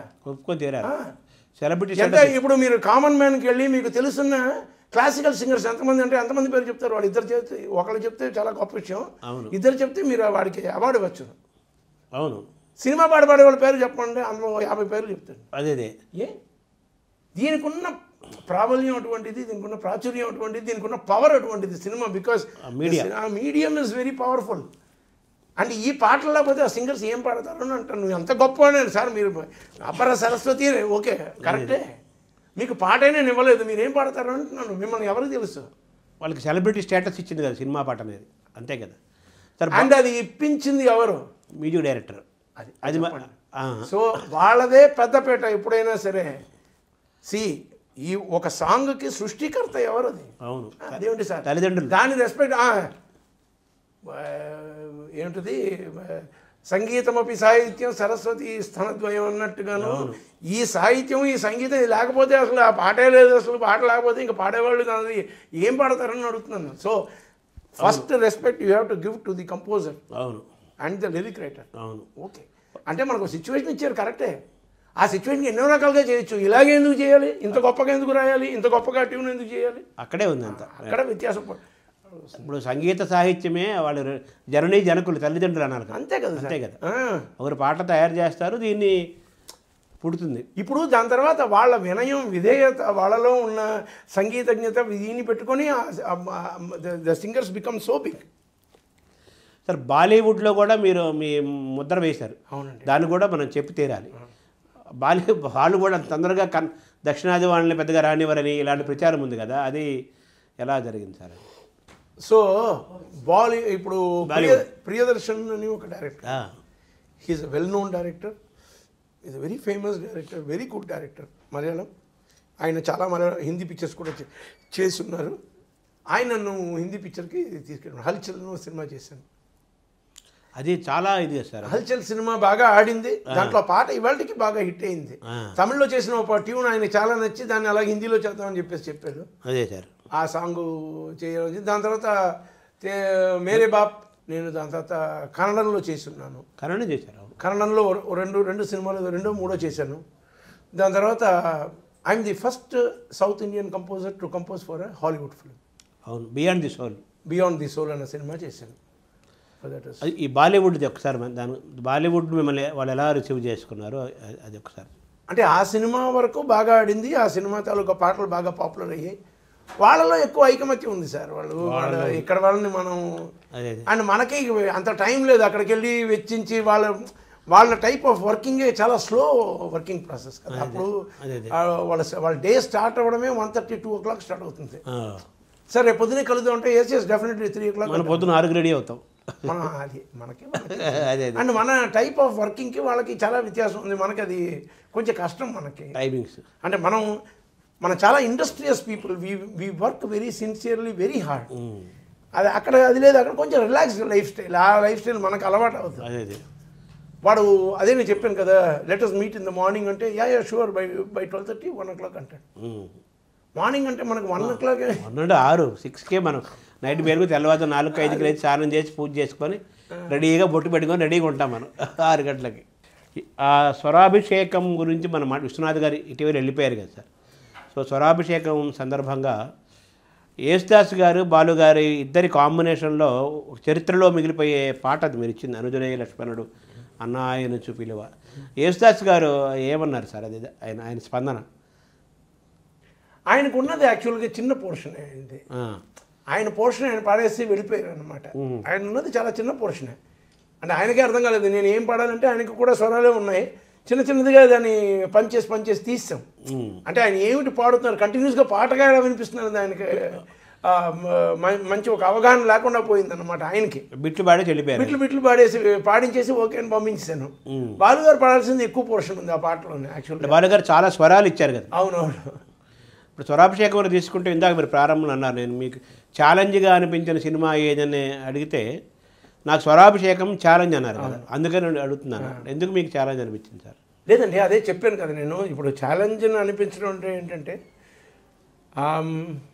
మొత్తం ఆ చిత్రం మొత్తం ఇద్దరు సంగీతజ్ఞుల గురించే సినిమా. వాళ్ళిద్దరూ ఇప్పుడు బ్రదర్స్ అయినా సరే వాళ్ళు సంగీతంలో పాండిత్యం ఉన్నవాళ్ళు, వాళ్ళు పాడుతున్నారు, కచేరీలు చేస్తారని చెప్పేసి. ఇప్పుడు దాన్ని క్లాసికల్ మ్యూజికే ప్రామినెన్స్, ప్లస్ దాన్ని చాలా రసవత్తరంగా చేయగలగాలి. ఇప్పుడు క్లాసికల్ మ్యూజిక్ అని మరీ పిండేసి క్లాసికల్గా చేస్తే వినేవాళ్ళు ఎవరు లేరు. సినిమా అది సినిమా కదా. అందుకని ఇప్పుడు పామర్లు కూడా ఈజీగా వాళ్ళకి అర్థమయ్యేలాగా, కానీ అట్ ది సేమ్ టైం మీ యొక్క ఐడెంటిటీ వదలకుండా, ఇప్పుడు వచ్చిన రాగాలనే ప్రయోగించకుండా. ఇప్పుడు ఆయన పిక్చర్లో అందరూ చేసింది క్లాసికల్ మ్యూజికే, మామ చేసిందంతా క్లాసికల్ మ్యూజికే, ఇప్పుడు ఇళయరాజా చేసింది కూడా అది క్లాసికల్ మ్యూజికే. మరి క్లాసికల్ మ్యూజిక్లో లైటర్ వెర్షన్లో చేసుకుంటూ వచ్చారు అందరూ. మనం అలాగే చెయ్యాలి, కానీ దాంట్లో యూజ్ చేసిన స్కేల్స్ మనం యూజ్ చేయకూడదు. ఎందుకంటే సామీప్యం ఉంటుంది, విన్నప్పుడు ఒక ఫెమిలియారిటీ ఉండకూడదు వాళ్ళకి. ఇది ఆ పాటలో ఉందేమో, ఆ సినిమా విశ్వనాథ్ గారు ఆ సినిమాలో పాటలో ఉంది అనిపించకూడదు. అది కొంచెం ఛాలెంజింగ్ కదా, అది చెప్తున్నారు. దానికంటూ శ్రమించాల్సి వచ్చింది. అంటే మీరు ఇందులో అదేదో రమా వినోది వల్లభ ఇది ఉంది కదా, గౌడ రాగంలో చేయని అలా అంటాము, అవన్నీ అది అంటున్నారు సార్. మీరు ఆ రాగాలు మీరు తీసుకున్నారు కావాలని? అవునండి, కావాలని తీసి ఎంచుకున్నాను అనమాట ఆ రాగాలని. ఇప్పుడు గౌడలో ఎక్కువ చేయలేదు ఆయన, అంటే అటువంటి సందర్భాలు ఆయన పిక్చర్లో రాలేదు, లేకపోతే వచ్చినప్పుడు వేరే ఏదో రాగం తీసుకున్నారు. మనం దీంట్లో చేద్దామని చెప్పేసి చేసిన ప్రయత్నాలే అంతే. అది ఏముంది సార్, అదే అంటే మీకు అది సింపుల్గా అనిపించింది, కానీ అది దాన్ని అనుభవించిన వాళ్ళకి, దాన్ని వినేవాడికి, అవునవునవును, శ్రోతలకి అది అమృతంగా అనిపిస్తుంది కదా. ఇప్పుడు తల్లి వంటగదిలో వంట చేస్తుంది, చెమటలు పోస్తుంటాయి, చాలా రకాలు చూస్తుంది, చాలా కష్టపడుతుంది ఆవిడ. కానీ మనం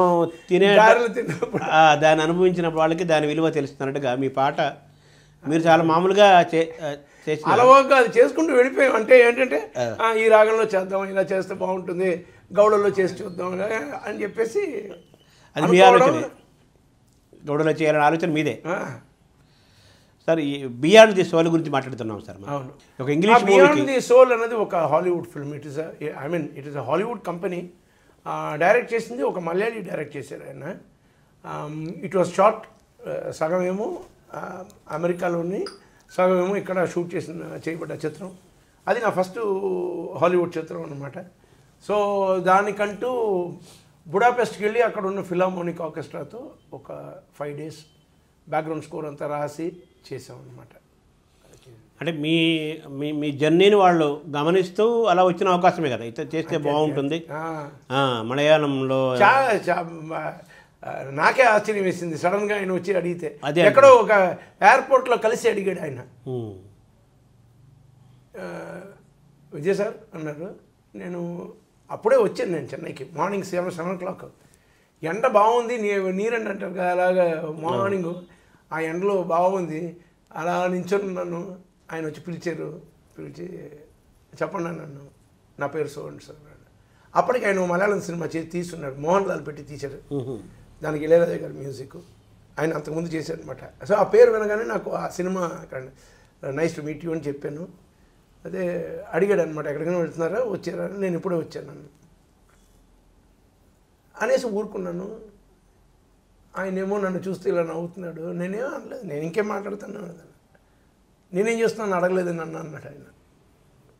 నాకెందుకు వచ్చింది, ఆయన ఏం చేస్తాను నాకు. సరే సార్ మీరేం వస్తున్నారో వెళ్తున్నారని నేను అడిగాను. మళ్ళీ అడిగితే లేదు, నేను I'm waiting for my cameraman, ఆయన సిడ్నీ నుంచి వస్తున్నాడు అన్నాడు. అలాగా, వెరీ గుడ్ సార్. ఇప్పుడు నేను ఒక ఇంగ్లీష్ సినిమా తీస్తున్నాను, వెరీ గుడ్. ఎవరు మ్యూజిక్ అడగలేదే అన్నాడు. నాకు తెలియదు కదా, అంత చనువుగా నాకు ఇప్పుడే కదా పరిచయం, ఆ లోపల ఎలా అడుగుతాను, ఏదో నేను అడిగినట్టుగా ఉంటుందని చెప్పేసి నేను అడగలేదనమాట. ఎవరు సార్ మ్యూజిక్ అంటే, మీరు ఓకే అంటే మీరే చేయండి అన్నాడు. ఇప్పుడు మనకు జరిగిన కాన్వర్సేషన్ ఎంత ఉందో ఇంతే జరిగింది, ఆ సినిమాకి నేను ఒప్పందం అయిపోయాను అంతే. అది దేవుడు ఇచ్చిన ఒక, అంటే మీ జీవితంలో జరిగిన ప్రతి ఘటనని, ప్రతి సందర్భాన్ని, ప్రతి గొప్ప విషయాన్ని కూడా ఇది ఒక దైవం కల్పించిన కల్పనలాగానే మీరు భావిస్తున్నారు కదా. అలాగే జరిగింది. అంటే ఇది అంతకు ముందు రోజునే నేను మాట్లాడుకున్నాను. అంతకుముందు బాంబేలో ఒక రిథమ్స్ మిక్సింగ్ ఒక పెద్ద హాల్లో చేసాం. ఒక 60 మందిని పెట్టి మిక్సింగ్ చేసి ఆ హాల్లో చూసి నా అసిస్టెంట్తో చెప్పాను, ఇక్కడ ఒక ఫిలార్మోనిక్ ఆర్కెస్ట్రా పెట్టి నేను రికార్డింగ్ చేస్తే ఎలా ఉంటుంది అని అనుకొని ఫ్లైట్ దిగాను. ఆయన నన్ను తీసుకుపోయాడు ఫిలార్మోనిక్ ఆర్కెస్ట్రా. అది అంటే అనుకున్న దేవుడు వెంటనే తదాస్తు అని చెప్పేసి అంటే కలగంటే పొద్దున్న నిజమైంది. అదే అది వెంటనే ఒక 3 monthsలోనే వెళ్ళి దానికి రికార్డ్ చేసాం అనమాట. మలయాళంలో కొంచెం పీరియడ్ డల్ అయిన తర్వాత ఈ నీలతామర అనేది మళ్ళీ పైకి లేపింది సార్, అది అంటారు? అదేం లేదండి, నేను బేసికల్గా చాలా మలయాళం పిక్చర్లు చేయలేదు, కానీ చేసిన అన్ని పిక్చర్లు హిట్ అయ్యాయి. అదే దీంట్లో కాబట్టి వాళ్ళకి ఏమనిపిస్తుందంటే ఎప్పుడు చేస్తున్నట్టుగా అలా కాదు, అది నేను ఎక్కువ ఏం చేయలేదు. ఎప్పుడు I was limited to very few directors. చాలామంది దే కుడ్ నాట్ అఫోర్డ్ మీ. అదే ఇక్కడికి వచ్చి చెయ్యాలంటే వాళ్ళకి కొంచెం కాస్ట్లీగా ఉంటుంది, అంటే వాళ్ళకి అక్కడే చెయ్యాలి, నేను ఇక్కడ ఉంటాను ఇలాగ. కొంతమంది కొన్ని రకాలుగా రాలేకపోయారు, కొంతమంది వచ్చారు, నేను వేరే లాంగ్వేజెస్లో బిజీగా ఉన్నాను. చాలా కారణాల వలన నేను రెగ్యులర్గా చేయడం కాదు, కొంతమంది డైరెక్టర్స్కి రెగ్యులర్గా చేస్తాను. అదే సో దాంట్లో లాల్ జోస్ అన్న వ్యక్తి చాలా ముఖ్యమైన వ్యక్తి. అతనితో మేము 12 సినిమాలు లాస్ట్ ఇయర్ రిలీజ్ అయింది, 13-12 సినిమా రిలీజ్ అయింది. ఎక్కువ సినిమాలు అతనువేనా? అంటే మేము కంటిన్యూస్గా ఆయనది 12 సినిమాలు నేను చేశాను. ఆయన 12 ఫిల్మ్స్ చేశాను, అండ్ 12లో 10 ఫిల్మ్స్ ఆర్ సూపర్ హిట్స్. మలయాళంలో అన్ని హిట్సే కదా సార్ మీరు చేసినవి? ఆల్మోస్ట్. ఈ నీలతామర అదేమన్నా దగ్గర స్టోరీ ఏమన్నా, ఆ సినిమా ఏముంది సార్? నీలతామర అన్నది ఒరిజినల్గా ఒక ఎంటీ వాసుదేవన్ నాయర్ అని చెప్పేసి చాలా పెద్ద స్క్రిప్ట్ రైటర్ ఉన్నారు, ఆయన స్టోరీ అది. ఇట్ వాజ్ 1960sలో ఎప్పుడో ఆ సినిమా తీశారు, దాంట్లో పాట లేదు. ఇది ఇప్పుడు మళ్ళీ రీటూ చేశారు అనమాట ఆ సినిమాని. చేసినప్పుడు దీంట్లో 2 పాటలు పెట్టారు, ఒక పాట పెట్టారు. ఆ ఒక పాట నేషనల్ యాంథమ్లో సంవత్సరం మొత్తం దానికి అవార్డులు వచ్చాయి నాకు. ఆ ఒక పాట చేశాను. ఏది? నీలతామర. అనురాగ విలోచన నాయి அதிலேயே மௌனிதனாய் படிமேலே நிற்கும் சந்திரனோ திடுக்கம் பல நாளாய் காலை உறங்க ஒரு తిడుకం. అది ఆ పాట. అది మీరు పూర్వజనంలో మలయాళంలో కేరళలో పుట్టారా ఏంటన్నట్టుగా తెలియదు, ఏదో అవినాభావ సంబంధం ఉందన్నమాట. విధంగా జన్మలోనే ఉంటే నాకు తెలియదు అది. సరే, మీరు కొన్ని పాటలు పాడారా? కొన్ని ఎలా జరిగిందా సార్? నేను పాటలు ఎక్కువ పాడలేదండి, నేను 1-2 తమిళ పాటలు పాడాను. అవి ఏంటి సార్? అవి ఎప్పుడో చాలా రోజుల ముందు మన తమిళ పాటలు పాడాను సార్ నేను. అదే అన్న పాట ఏమైనా గుర్తుందా మీకు?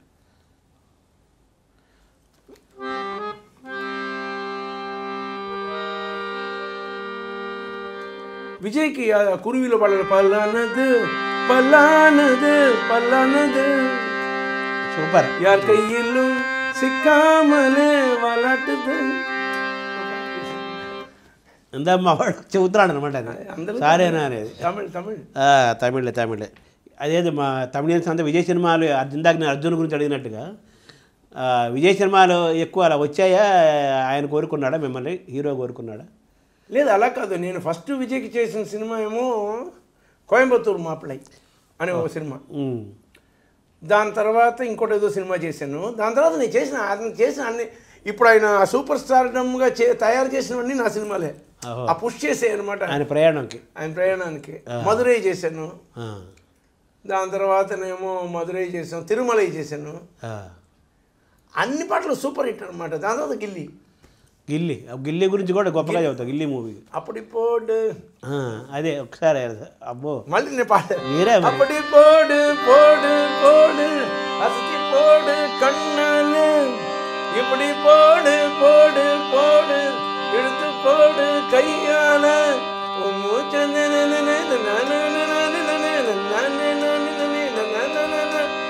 இந்த நட போதுமா, இன்னும் కొంచెం వేడుమా, இந்த నడ పోదుమా. ఈ సినిమా చూడడానికి నాకు 2 రింగ్స్ పోలీసులు ఉన్నారు, విత్ పోలీస్ బందోబస్తు చూపించారు నాకు సినిమాని. అలో చేయరు, జనాలు పడిపోతారు పైన. ప్రతి పాటకి అక్కడ థియేటర్ ఉంటే కదా సార్ జనాలు. ఎందుకంటే తిరుమల ఉంది, మధురై ఉంది, వాడియమ్మ జక్కమ్మ వందే నిల్లు పక్కమ్మ ఇంక ఊరు అది ఉంది. దాని తర్వాత ఇప్పుడు అదేంటిది అడుగూరింపు తిరుమలై, చాలా పాటలు ఏడు ఒకటే అడుగుతున్నాను. అదే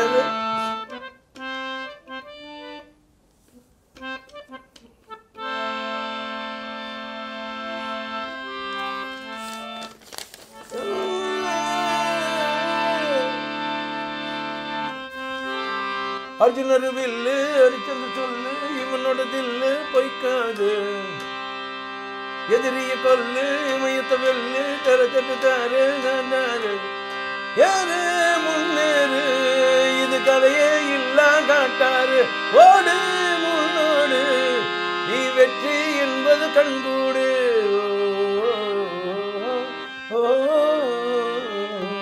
దాంట్లో మొదటి పాడతాం అన్ని పాటలు ఉన్నాయి దాంట్లో. కొక్కర కొక్కరకో కోడి కొక్క అన్ని అంటే ఒక పాట రెండు పాటలు కాదు, ఇవాళ దాకా ఇటు సార్ 25 years ఇటు సార్ అని ఎందుకన్నా ఇవాళ ట్రెండింగ్ ఆ సాంగ్స్. ఇప్పుడు ఫేస్బుక్ లేకపోతే ఇన్స్టాగ్రామ్ వేస్తే ఇవాళ ట్రెండింగ్ ఆ సాంగ్స్, ఇవాళ ఉన్న సాంగ్స్ కాదు. అవును, ఎప్పటికీ ఎవరు ట్రెండింగ్. ఇందాక నేను కార్లో వస్తున్నప్పుడు ఆ కెమెరామెన్ అంటున్నాడు సార్ సార్ సార్ అంటున్నాడు అనమాట. నాకేమో ఆ భాష అర్థం కాకపోయినా విషయం. ఇప్పుడు నేను ఎందుకు 10 సార్లు పరమాత్ముడు అంటున్నానంటే అదే సార్, అతను చల్లగా మనం చూసింది ఏంటంటే ఒక భాష రెండు భాషలు కాదు. అవును సార్, ఎవరైనా మ్యూజిక్ డైరెక్టర్ చేసినప్పుడు ఒక భాషకు పరిమితం అవుతారు. దాంట్లో చేసింది ఆ శోభిల్లి పక్క భాషల్లోనేమో ఆహా ఆయన చాలా గొప్పగా చేస్తున్నారని చెప్పేసి మాట్లాడుకుంటారు. నేను అలా చేయలేదు, ఆ భాషలో మనం గెలిచాం. అది అది చాలా తక్కువ మందికి అవుతుంది. ఇప్పుడు బాలుగారు తెలుగులో పాడినప్పుడు తెలుగు ఆయనగా ఉంటారు, తమిళలో పాడినప్పుడు తమిళ, మలయాళం పాడితే మలయాళంగా ఉంటుంది, కన్నడ వాళ్ళు అయితే ఇంకా వాళ్ళ సొంత ప్రాణంగా చూసుకున్నారు. సో ఇలాగా to become irrespective of your this thing, to become their own person is very difficult. దానికి ఏదో భగవత్ కృప కావాలి, అది నిండుగా ఉంది అని చెప్పేసి నేను గర్విస్తున్నాను, సంతోషిస్తున్నాను. సరే, అంటే మన కర్ణాటక శాస్త్రీయ సంగీతానికి తెలుగునే రాజభాషగా భావిస్తారు. వాగ్గేయత్రయం ముగ్గురులో 2 తెలుగు వాళ్ళే, చాలామంది తెలుగు వాళ్ళ వాగ్గేయకారులు కదా. సో ఆ విధంగా మీకు కూడా ఆ అంశ వాగ్గేయకారి యొక్క అంశ మీ ఆఫీసులో కూడా వాగ్గేయత్రయం పెట్టుకొని ఉన్నారు నిరంతరం కూడా. మీరు మామూలు మీరు మీ ఉపాసన అంతా సంగీతమేనా సార్? వేరే ఏమైనా పూజలు ధ్యానం చేస్తారా? సంగీత సరస్వతి హార్మోనియ అమ్మవారు మీకు. షష్ఠి పూర్తి సందర్భంగా చాలా చోట్ల కన్సర్ట్స్ మొదలవుతున్నాయి అని చెప్పి విన్నాను సార్, కరెక్టేనా సార్? అది ఎక్కడెక్కడ చేస్తున్నారు సార్? ఫస్ట్ టైం నేను తమిళనాడులో చేస్తానండి. ఫస్ట్ టైం ఇన్ చెన్నై నా కాన్సర్ట్ జరగబోతుంది. నా ఫస్ట్ మలయాళం కాన్సర్ట్ 25 yearsలో first time I'm doing in Cochin, అది మేలోనే. దాని తర్వాత ఫర్దర్గా I'm doing concerts in Malaysia, Sydney, అదే ఉన్నాయి. అంటే కొంతకాలం మన వేరే దేశంలో ఉండి వచ్చారు కదా సార్, అది పర్సనల్ పని మీద వెళ్ళారు? అవునండి, పర్సనల్ పని మీద. సో నెక్స్ట్ ఏంటి సార్ ప్రాజెక్ట్స్? ఇప్పుడు ఏమో నాది ఒక మలయాళం పిక్చర్ స్టార్ట్ అవబోతుంది ఇప్పుడు, మలయాళం పిక్చర్. ఇంకో 2 తమిళ సినిమాలు డిస్కషన్లో ఉన్నాయి. అది కాకుండా నేను ఇప్పుడేమో తెలంగాణ గవర్నమెంట్లోని ఇప్పుడు ఆ బుద్ధవనం అని ఒక ప్రాజెక్టు, అది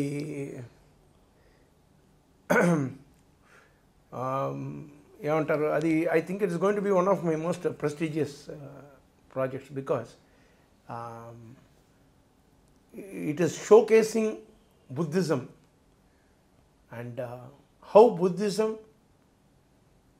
కాంటెంపరీగా ఎక్కడైతే బుద్ధుడు ఉన్నప్పుడే ఇక్కడ తెలంగాణలో ఉండింది, నాగార్జున సాగర్ పక్కనే ఆ ఏరియాలోనే ఉంది అన్నదానికి నిదర్శనంగా అక్కడ ఉన్న వాళ్ళు కట్టించిన బ్రహ్మాండమైన స్తూపాలు కానీ ఆ పద్మాలు కానీ అవన్నీ కట్టించి, so they want to make it an international heritage site లాగా. ఆల్ వరల్డ్ డిగ్నిటరీస్ అక్కడికి వచ్చి చూస్తారు. ఎవరైనా సరే, those who pray for inner peace, world peace, జ్ఞానం కావాలి, బుద్ధి కావాలి, ఏం కావాలని ఆ బుద్ధుడిని అడగడానికి, ఆ ఏమంటారు ఆ సన్మార్గంలో ప్రయాణించాలని ఎవరికైనా మనసులో ఒక చిన్న కోరిక కలిగి అక్కడికి వెళ్ళినా సరే, దాన్ని మనం ఆ ప్రోత్సహించే విధంగా, ఆ ప్రోద్బలం కలిగించేలాగా మనం దానికి ఒక థీమ్ మ్యూజిక్ చేయాలన్నది నన్ను అడిగారు కాబట్టి అది నేను చేయబోతున్నాను. గొప్ప ప్రాజెక్ట్ అది, ఇంటర్నేషనల్ ప్రాజెక్ట్ అది. That's going to be an international project and hopefully that will put the face of Nagarjuna Telangana into the world map అన్నమాట. As a big I hope. అదే సార్, మీకు ఇష్టమైన గాయకులు ఎవరు సార్? నాకు ఇష్టమైన గాయకుల అంటే ఏ రకంగా, ఇప్పుడు అందరిది వైవిధ్యమైన ఒక మ్యూజిక్ లవర్గా, నేను సంగీత దర్శకుడిగా కాదు. ఇప్పుడు ఈ గాత్రం ఘంటసాల, అదే యేసుదాసు, అదే శంకరమాది, బాలు గారు, కొన్ని గాతాలు మనకు బాగా ప్రియంగా బాగా అలా అందరిది నాకు అందరూ ఇష్టం సార్. నాకేం దాంట్లో అంటే వాళ్ళ పార్షియాలిటీ అంటారు లేదు మామూలుగా. లేదు అలా కాదు, ఇప్పుడు వాళ్ళు ఎవరిది కంపేర్ చేయలేని వాయిస్ ఇలా అలా ఉంటుంది అనుకరణ ఏం లేదు కదా అంటున్నాను. సో ఇప్పుడు ఒక్కొక్కరిది ఒక్కొక్క శైలి, సో ఆ శైలిలో ఉన్న పాటలు వాళ్ళు పాడారు, ఆ పాటలు మనకు నచ్చి అంతే కదా. ఇప్పుడు ఆ పాటని ఈ పాట బాలుగారు పాడితే ఎలా ఉంటుంది అని ఊహించుకోలేము, ఈ పాట ఏమో ఆయన పాడితే ఎలా ఉంటుందని ఊహించుకోలేము. వాళ్ళది ఏమిటంటే జస్టిస్ 100%. అంటే అందులో సంగీత దర్శకులనే మనం మొత్తంగా తలుచుకోవాలి. అంటే ఆ గాయకుడి యొక్క గాత్రధర్మాన్ని మనోధర్మాన్ని ఎరిగి వాళ్ళు ఆ పాటలు ఇచ్చారు 100%. అంతే కదా. దాన్ని వాళ్ళ మనోధర్మాన్ని అనుసరించి వీళ్ళు పాడారు. అనుకరణగా వాళ్ళ మనోధర్మాన్ని ఎరిగి వీళ్ళు పాడారు, వీళ్ళ గాత్రధర్మం ఎరిగి వాళ్ళు పాటిచ్చారు. ఈ రెండు ధర్మాలు చేసి కవులు పాటిచ్చారు అంతే కదా సార్. చాలా మీకు ఇష్టమైన రాగాలు ఎవరు ఉన్నాయి సార్? అదేం లేదు సార్, అన్ని రాగాలు ఇది మొత్తం ఇష్టం. దీంట్లో ఎన్ని రాగాలు జన్యమైనా అన్నీ ఇష్టమే. ఈ హార్మోని బట్టే ఎప్పటి సార్? ఇది నేను ఫస్ట్ పిక్చర్ చేసినప్పుడు మా ప్రొడ్యూసర్ కొనిచ్చారు సార్ నాకు. Now this harmonium is 34 years old. నాన్నగారు ఏమేమి ఇన్స్ట్రుమెంట్స్ వాయించారు? మా నాన్నగారు అదే వాయించేవారు. నేను చెప్పింది కదా వైబ్రోఫోన్. ఆయన ఫస్ట్ ఆయన వాయించింది తబలా, బాంగోస్, డోలక్, ఇలాగ పర్కషన్ ఇన్స్ట్రుమెంట్స్ వాయించేవారు. దాని తర్వాతనేమో ఆ పురోగమనంగా దాన్ని వదిలేసి ఈ వైబ్రోఫోన్, ఎందుకంటే దీంట్లో డబ్బులు ఎక్కువ వస్తాయి, సో అందుకని ఈ ఇన్స్ట్రుమెంట్లో ఆయన తీసుకోవడం మొదలెట్టాను. అంటే మీ ఇంట్లో సంగీతం అనేది మీ తాత ముత్తాతల నుంచి వచ్చింది. మీ తాతగారు బొబ్బిలి సంస్థానంలో, మీ నాన్నగారు ఇక్కడ, తర్వాత మీరు, మీ వారసత్వం, సంగీత వారసత్వం ఎలా? మా అబ్బాయి సంగీతం నేర్చుకున్నాను. He finished 8th grade piano. తను బాగా పాడతాడు. నేను ఇంకా పాట నేర్చుకోమని నేను చెప్తున్నాను, ఆ చేయట్లా చేస్తాడు. అదే so he dances, is a good dancer, he sings well and అందరికీ కీబోర్డ్ ప్రోగ్రామర్గా పనిచేస్తున్నాడు తను ప్రస్తుతానికి. ఎప్పటికైనా తను ఒక ఇండివిజువల్గా రావాలని తన కోరిక అనుకుంటాను. సార్, ఇన్ని భాషలు మీరు మలయాళము, కన్నడము, తెలుగు, హిందీ, ఇంగ్లీషు 5 భాషలకు మీరు సంగీతం అందించారు కదా. తెలుగు భాషలో ఉన్న ఒదుగు ఏంటి సార్ సంగీత పరంగా? దేశ భాషలందు తెలుగు లెస్ సార్. సంగీత పరంగా అడుగుతున్నాను సార్.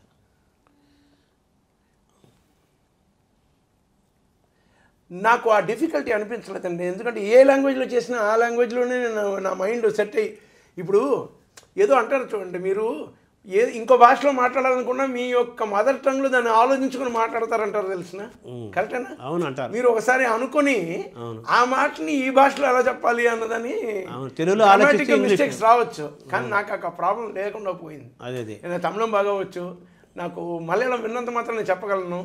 నేను తమిళంలో పొయిటరీ రాసేవాడిని చిన్నప్పుడు, సో నాకు ఆ కవిత ప్రవేశం ఎక్కువ ఉండేది, అందుకని ఎక్కువ నాలో భావుకత ఎక్కువ ఉండడానికి కారణం అది. ప్లస్ నేను పొయిటరీ ఎక్కువ ఎంజాయ్ చేస్తాను, ఎవరు రాసినా సరే. సాహిత్యాన్ని చాలా ఎంజాయ్ చేసేవాడిని. I was ఒరేషియస్ reader first. అవన్నీ దాదాపు నెమ్మదిగా అవన్నీ టైం లేకుండా పోయింది, అలా అయింది. సో ఈ భాషకి ఇదేనే కాదు, నేను తెలుగులో ఆలోచించినప్పుడు తెలుగు పాట కింద ఆలోచిస్తాను, అది చాలా సులభంగా ఉంటుంది. తమిళ పాట అయితే తమిళంలోనే ఆలోచిస్తాను అనమాట. సో నాకు ఆ డిఫికల్టీ ఎప్పుడు లేదు, ఏ భాష అయినా సరే. నేను మీకు ఆశ్చర్యం వేస్తుంది, నేను ఒక ఏంటిది మలేషియన్ సాంగ్ ఒకటి చేశాను.